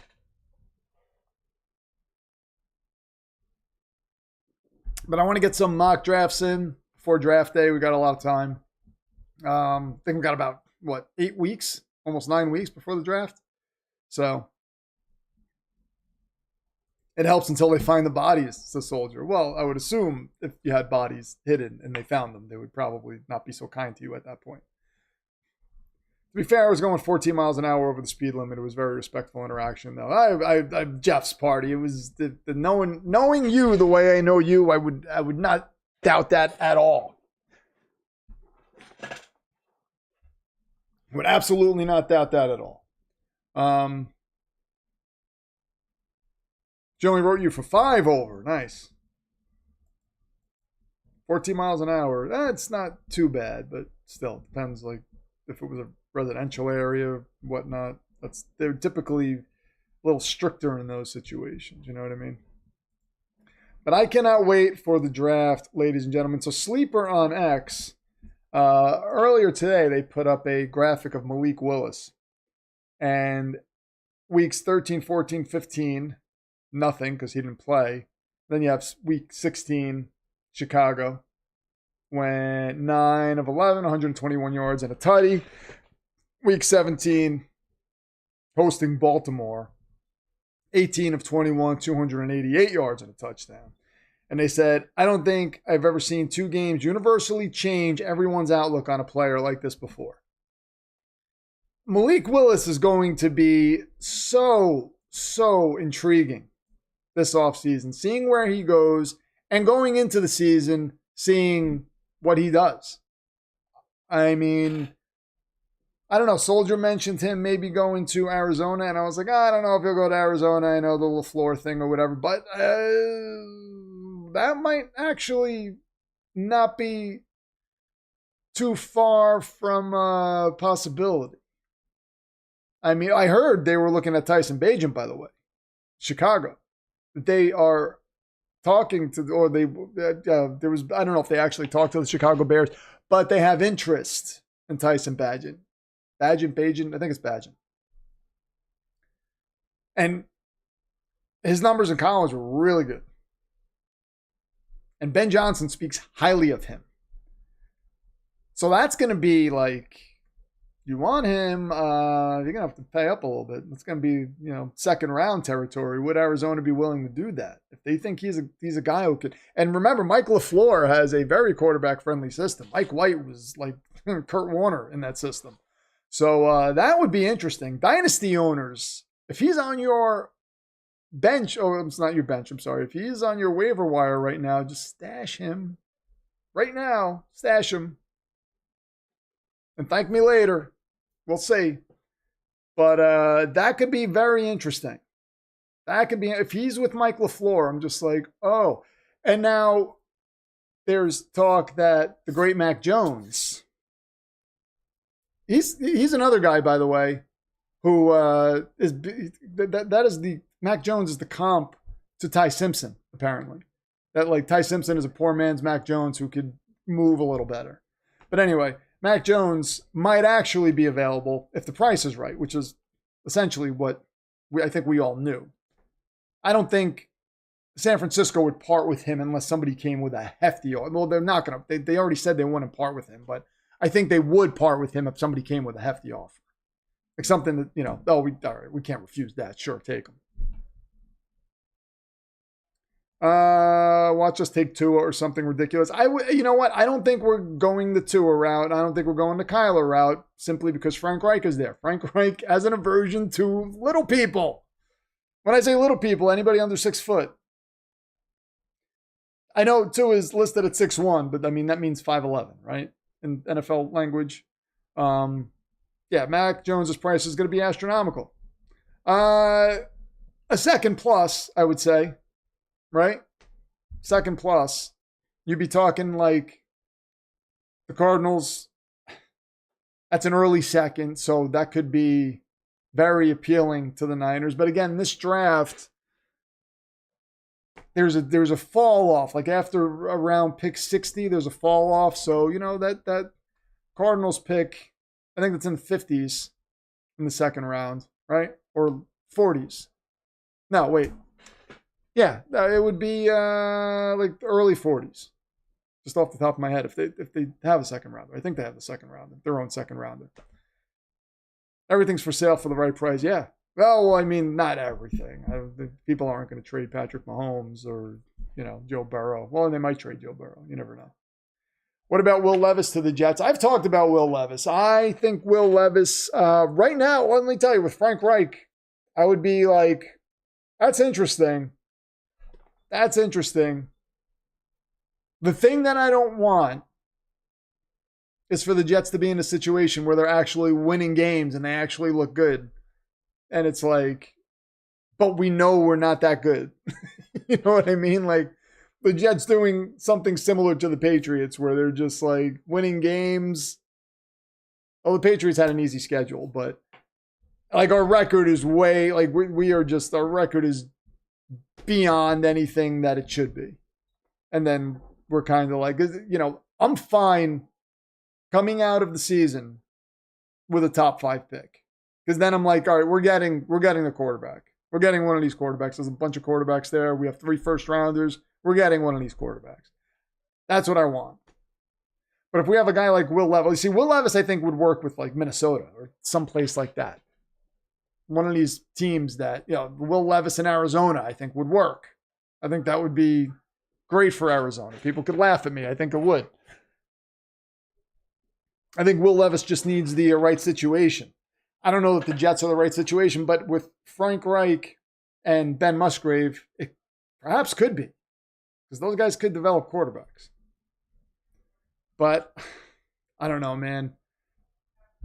Like, I don't want to go into next season with like, all right, we won 7 games, and now we're just kind of in no man's land, and we don't know. Is he a good quarterback? Like, he showed some signs that he was kind of good, but we don't know. And now, like, I don't want those questions. I want it to be definitive. Yeah, we're terrible. We don't have a quarterback. We need to take a quarterback. That's it. We need to take a quarterback. And we are set up for it because we had a terrible year. We're not. Malik Willis isn't. We're not. There's no shot at Malik Willis. And I wouldn't even. I don't know that I would even want that. And I don't know what Malik Willis is outside of Matt LaFleur. He could be good. And again, under Frank Reich, maybe. But he's kind of not the type of quarterback that I think Reich would go for. Just like his play style. But yeah, no, he's going to be like 30 mil. The Jets have no business doing that. And he probably, why would he even want to go there?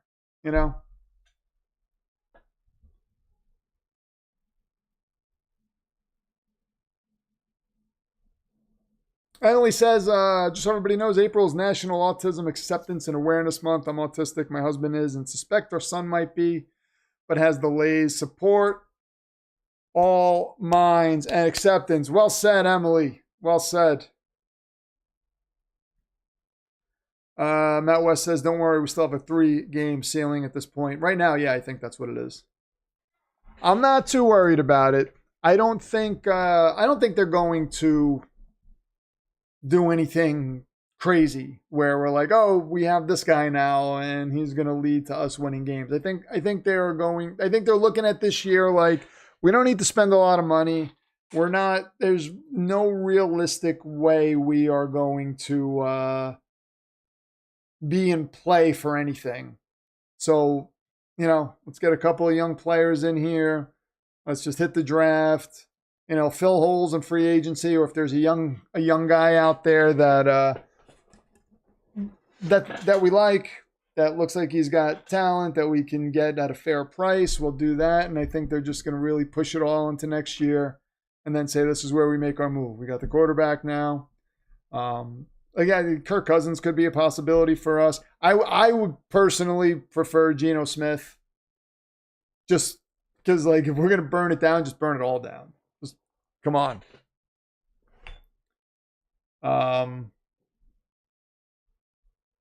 What about Kyler to the Jets? Well, Reich wouldn't want Kyler. Kyler's too short for Reich. Reich does not like, and Boomer Esiason's friends with him, and he even said this.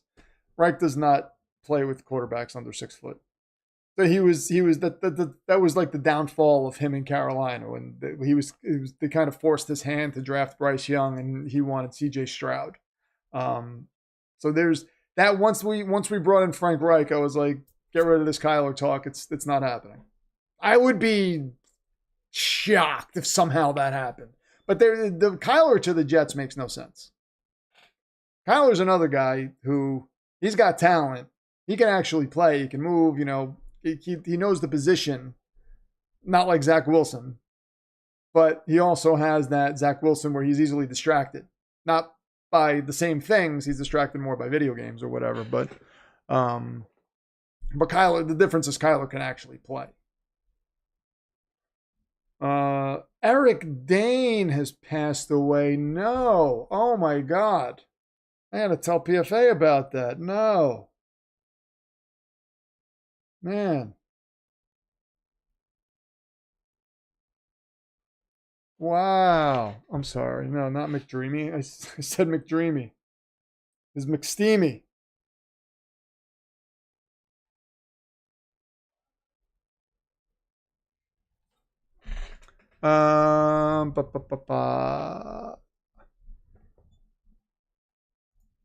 Mike Causey says the NFL needs another where the hell did this quarterback come from Kurt Warner type. Oh man, I would love that.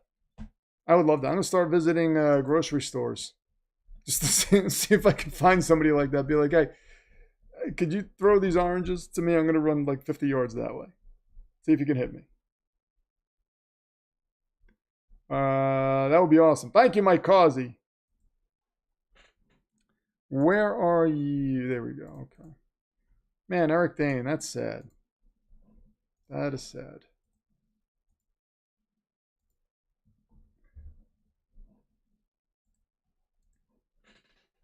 But yeah, we were big fans of Grey's Anatomy for a while until they just started killing off every single character. I was like, wait a second, what? Like every season, there's something going on and somebody's getting murdered in a hospital. Like, just stop going to that hospital. Mike Causey is your number 4 contender. Thank you very much, Mike Causey. And Jeff's Party comes in with a tenor, says, I want to share a message to all of you. Just because you might have something that makes you different than others, it doesn't mean you have to let it keep you from accomplishing something great. Jeff's Party. Very well said, Jeff's Party. Absolutely. Absolutely.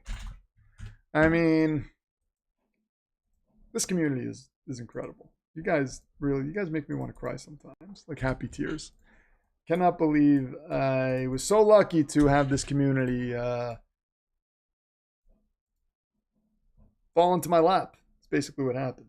Well, very well said. Yeah, too many people. Oh, wait a minute. My face should be on screen. I had Mike Causey up there forever. Sorry about that. Not to you, Mike Causey. I think too many people believe others who try to limit them in some way, and they definitely should not. Thank you for the love and support. I don't think Doctor Strange could farm the multiverse for a 2026 Jets winning season. Don't underestimate Doctor Strange. Doctor Doom probably could.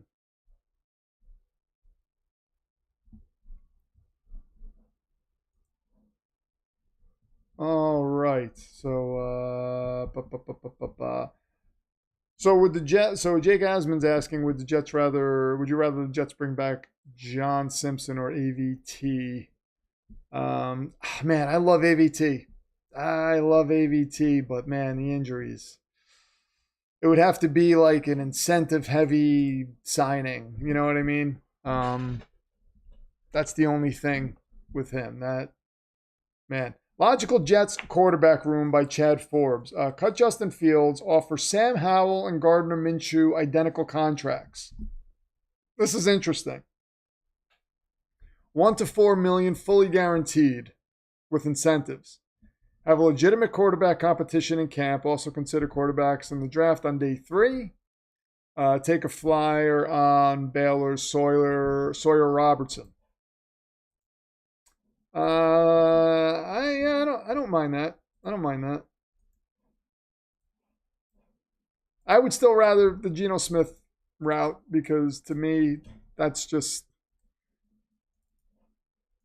Well, I mean, what kind of money would Geno Smith even want? That's another thing. Because if we're going to be paying Geno Smith for 3 years, that doesn't make sense. But I can't imagine he's going to demand a lot of money. It takes a lot to make a Jets fan cry. It does. You guys haven't seen me cry. Yeah, I heard about Robert Duvall passing. That's sad, man. So sad.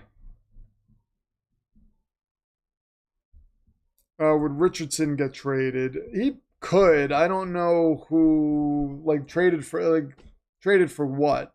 I don't know anybody who's looking at him as a legitimate starting option.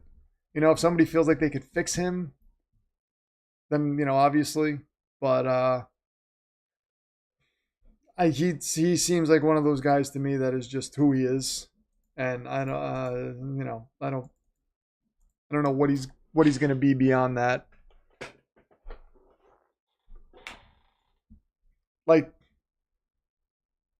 If you're telling me Anthony Richardson for a 6th rounder, sure. 5th rounder, I'm kind of I mean, I got a pretty good player in the 5th round, or I could take a stab at Drew Allar, who might be the same guy. You know what I mean? So 6th rounder, sure. A pick swap, 7th and 6th rounder or something. Throw Anthony Richardson in, sure. Richardson to the Rams for future 6th. Yeah, that would make that would be interesting. That would be interesting. A situation like that. But remember, Trey Lance. The reason I know Trey Lance was never going to be an NFL caliber quarterback is because Kyle Shanahan took 2 looks at him and said, no, move on. So I kind of feel the same way about Trent Richardson. Anthony Richardson. Trent Richardson was a running back. Would the Jets trade for him? Richardson? I don't think so. And again, unless it was one of those, if they were going to, they probably would have been hey, throw him in the Sauce Gardner deal since you're not using him, and they didn't do that. So just waiting for a team to take a swing on Sam Hartman. I want Shane Falco to come out of retirement. Let him quarterback for the Jets for a little while. That would be awesome. Can Woody just hit simulate on the 2026 season? I don't think he can do that. You got to play it out. It's gonna be interesting because it's we're gonna be sitting through a full season where I just want to lose games, and I hate that. I really hate that because I want to root for something other than losing. But the thing that is making me happy is I feel like it's just about over. I think what Darren Muji's doing, I don't know if you were here, Matt West, but he's bringing in analytics guys. They've never had analytics guys. He is really reshaping the way this organization is being run. And people who are saying, well, Woody's got his hands in everything, and he doesn't. Because he is doing everything. He's the one who is bringing in these guys. He's the one who brought in Ben Musgrave. You know how I know that? Because Musgrave was part of the Broncos organization when he was there. He had an in with him. When Boomer Esiason was talking about his conversation with Frank Reich, whatever Muji talked to him about impressed him. So, and Frank Reich is friends with Aaron Glenn, of course, but, the fact that he's revamping this front office, the fact that he's bringing in guys that know how to develop quarterbacks, it's just like, oof.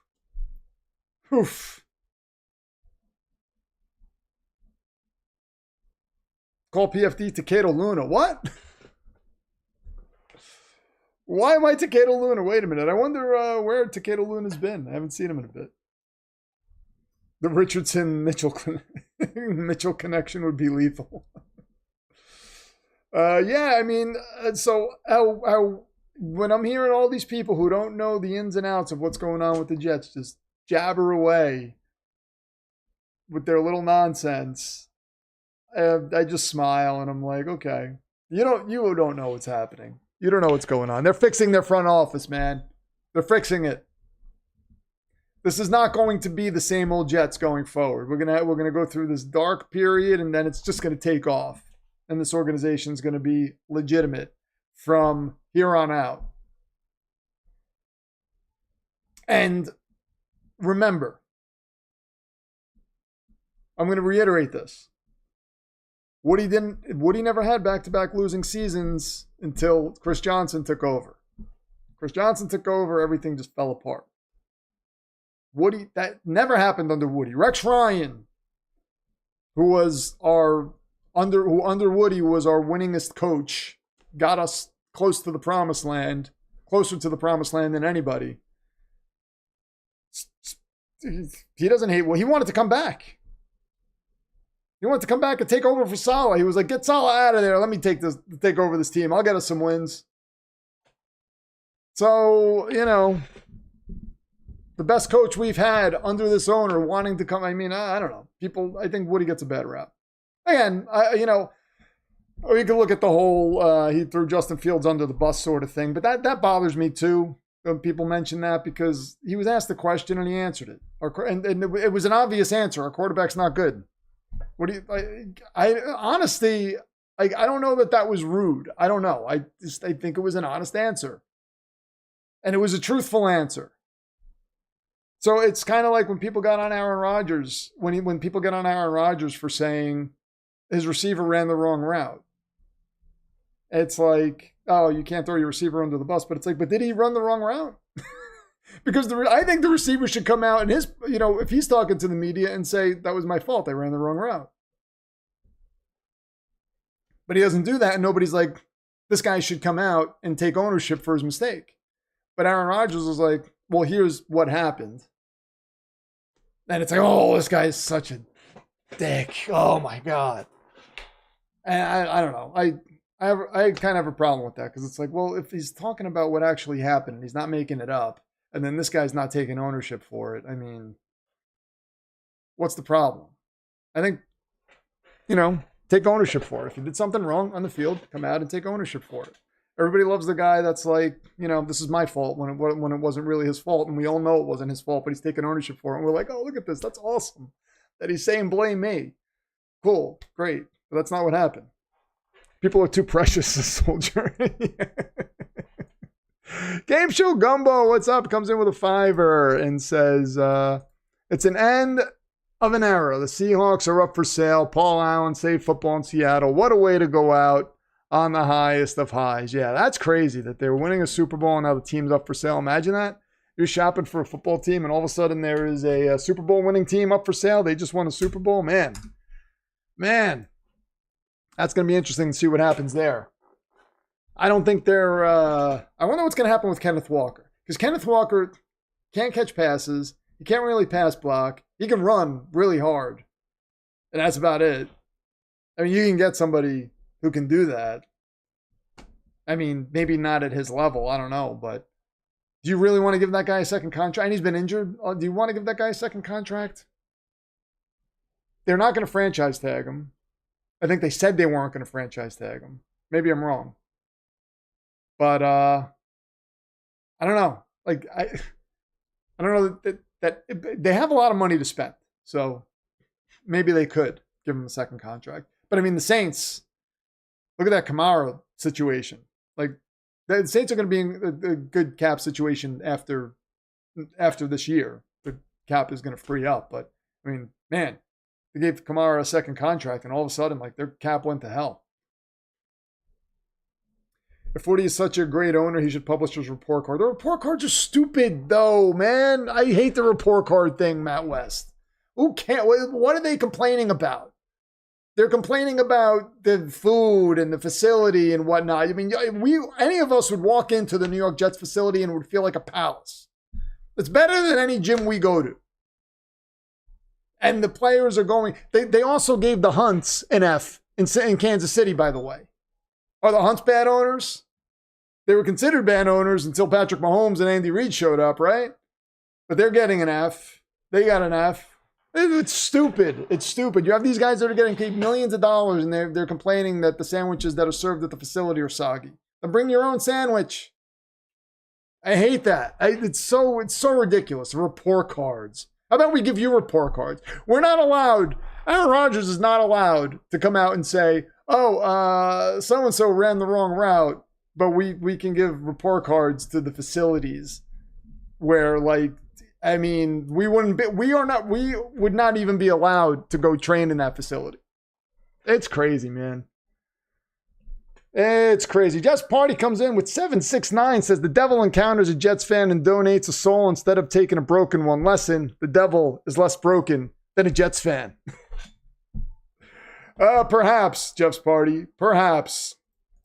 Wait a minute. So you are 767.69. He loves doing that. You're a maniac, Jeff. I appreciate it, man. But you are also the supreme ruler of the stream, by the way. Let's not forget that. Jeff's Party is the supreme ruler of the stream, ladies and gentlemen. A Cowboys fan. I mentioned the Cowboys in my next long-form video, by the way. A lot. So keep an eye out for that. That's going to be a lot of fun. I had a lot of fun writing it, a lot of fun filming it, and I'm going to have a lot of fun editing it. It's just going to take a long time. Well, I mean, in editing hours. What is 69 times 2? 100, geez, I don't even know. One of you guys know. 138, okay. All right, there we go. To make sure I had your ultimate total correct. Let's see. Follow Dismas, what's going on? There's a town in Indiana called Napoleon. We could have the Napoleon Dynamites. Oh my God. And what would the helmet look like? An explosion? I might have to make a logo for that. Might have to make a logo for that. 138. Thank you, guys. You guys are good at math. You guys, did I talk about the Bears leaving Chicago before you joined? Philip, I did briefly. I think we did briefly. Just really quick. Like nothing, crazy. I mean, they're still going to be the Chicago Bears, right? They're not going to change their name. It's like it's kind of like the Jets playing in New Jersey. Father Dismas had tater tots tonight. Oh, man. I am in envy.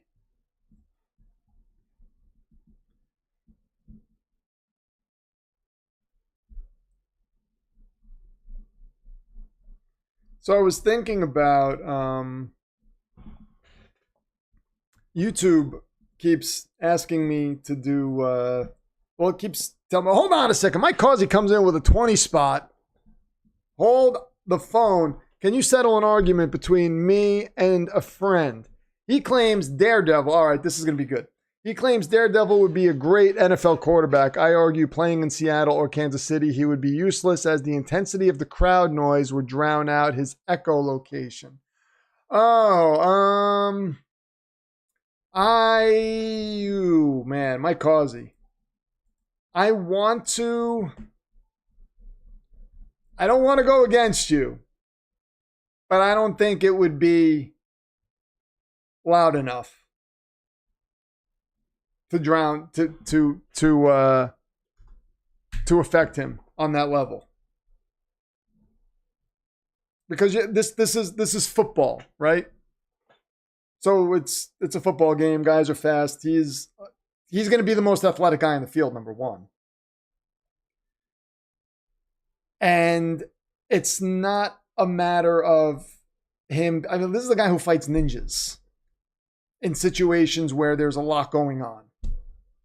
There's a lot of noise, it could be like street noise. It could be a lot of stuff going on around him, and he is able to handle multiple ninjas at once. I don't know that the 12th man is going to be something that plagues Daredevil, or the Swifties in Kansas City are going to be undoing Daredevil. I have to disagree with you, Mike. And I hate to do it. But I have to disagree with you. I think Daredevil would be able to handle an NFL crowd. Could he handle being a Jets fan? That's a different question. He is from New York. But we'll see. We'll see.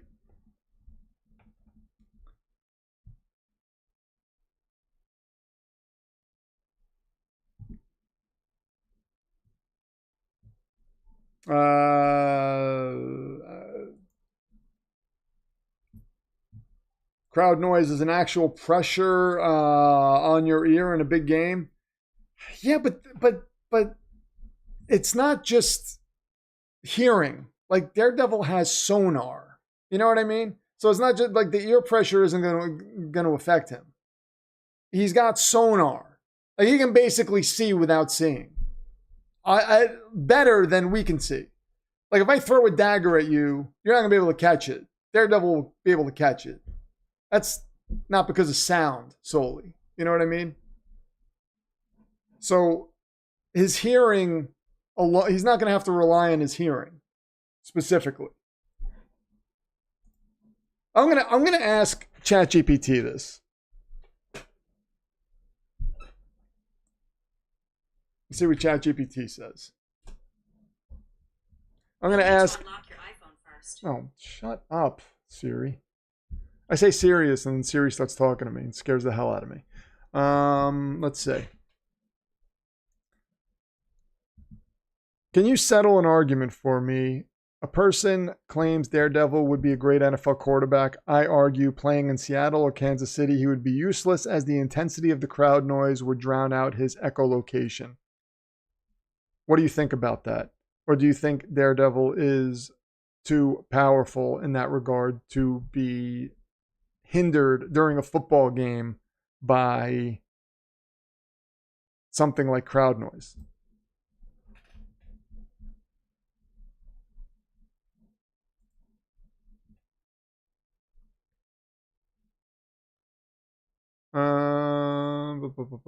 So do they have to change it if they move? Do they have to change it? I don't know. I really don't know. Siri order a Zach Wilson signed jersey. Oh my God! Wait a minute. Siri was coming up. Okay. Wait a minute. So here's what ChatGPT is saying. First, we need to clarify what Daredevil actually sees. He doesn't have literal bat-style echolocation. What he has is hyper-accurate radar sense. That's what I was saying. It's a combination of heightened hearing, air pressure sensitivity, smell, and special awareness. It's basically radar vision. And it's molded into his brain stitching. and it turns into like a 3D model of the world.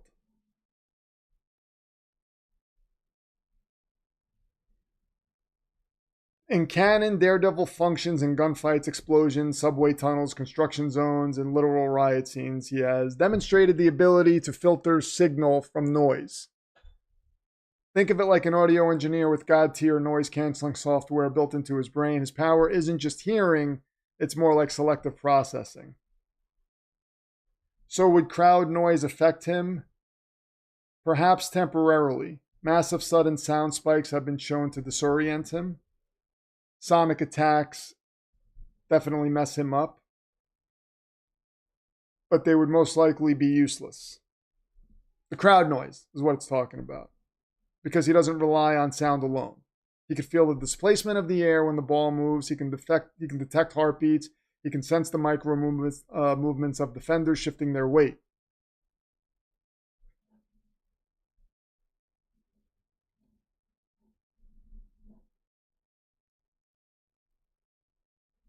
So Daredevil would actually be terrifying at reading defenses. He would know when a corner is bluffing a blitz by his heart rate.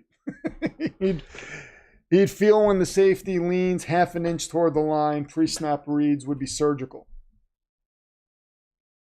So where he could possibly struggle is maybe calling an audible in Arrowhead at peak volume.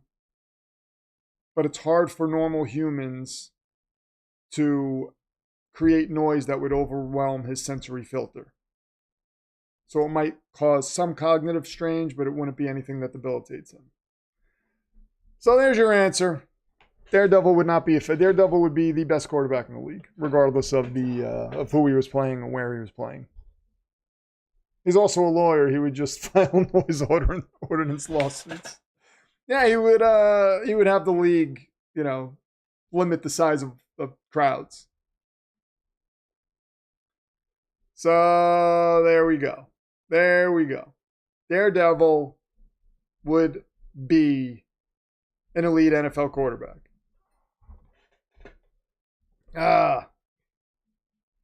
Jeff's Party comes in with a tour, says, what about Hulk as an NFL quarterback?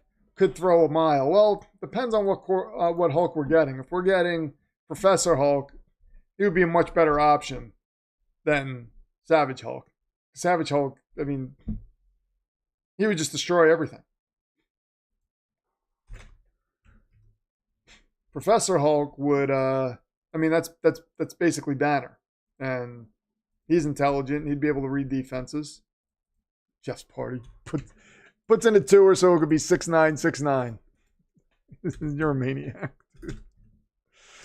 I did a Marvel draft a while ago.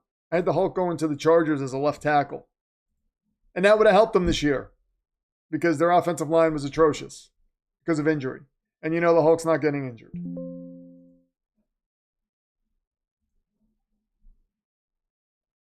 Hulk would overthrow the field, yeah. Why would he bother throwing? Just take a direct snap and head to the end zone. Yeah, he could do that. Nobody's going to be able to tackle him. That would be so unfair. They wouldn't even have. Would they even be able to make equipment that could fit him? The Hulk would be. That would be tough. That would be tough. Professor Hulk would overthink it. He probably would. This was a blast, guys. Another Thursday night Demonverse after dark, which was a success. So I'm gonna have some content up tomorrow. Like I said, I'm working on that long form video, the Kansas City Chiefs NFL lore. Stay tuned for that. That is gonna be fun. I think you guys are gonna like it. Juggernaut as a running back. Oh man, you wouldn't be able to tackle him. Oh, you see, we would just need to create teams filled with superheroes then. But yeah. So that's that. Keep an eye out on Discord or Patreon. I will let you guys know if there are going to be live streams. I almost did a live stream earlier in the week, but then I wasn't able to. So that's why I don't want to announce other live streams. Like I'm dedicating this Thursday night one. But next week, it's going to be on a Wednesday because that's PFA's birthday on Thursday. So next week, Demonverse After Dark will be on Wednesday night. Do not forget that. We're going to be doing a Wednesday night Demonverse After Dark. But if there's going to be anything coming up, if I do like a WWE thing, if I do just some news breaks and I'm going to hit a live stream, I will let you guys know before I launch it, either on Patreon and I do it for, the free patrons too, even if I just put it up there so everybody can see it. Or Discord. You can check that as well. Good night, gang. Have a nice Friday weekend. Yes, everybody have a great weekend. Magneto as head coach. That would be awesome. That would be awesome. Happy early birthday to PFA. Yes, I will let her know. I will definitely let her know. Thank you to everybody who joined. Jeff's party was the supreme ruler of the stream with $69.69. He's a maniac. Thank you very much, Jeff. I really appreciate it. Check out Grossi's stream. He is raising money for a very good cause, as he always does. The man is a saint. Thankfully, not a New Orleans saint, because he'd be in trouble. I'm just kidding. I'm kidding, Philip Quinn. Don't hate me. Good night, Just Party. Thank you. Thank you to all the champions, the great Philip Quinn, the mighty Quinn, Sean Chin Music, Demon Lord Champion, Ashes to Ashes, Ashley. Thank you very much, guys. For Lorraine, who watches every single stream, for Lucas and Astro, and for PFA, whose birthday is next week, I'm Rich Jodice, the Pro Football Demon, and I will see you guys soon. Take care of yourselves. Seriously.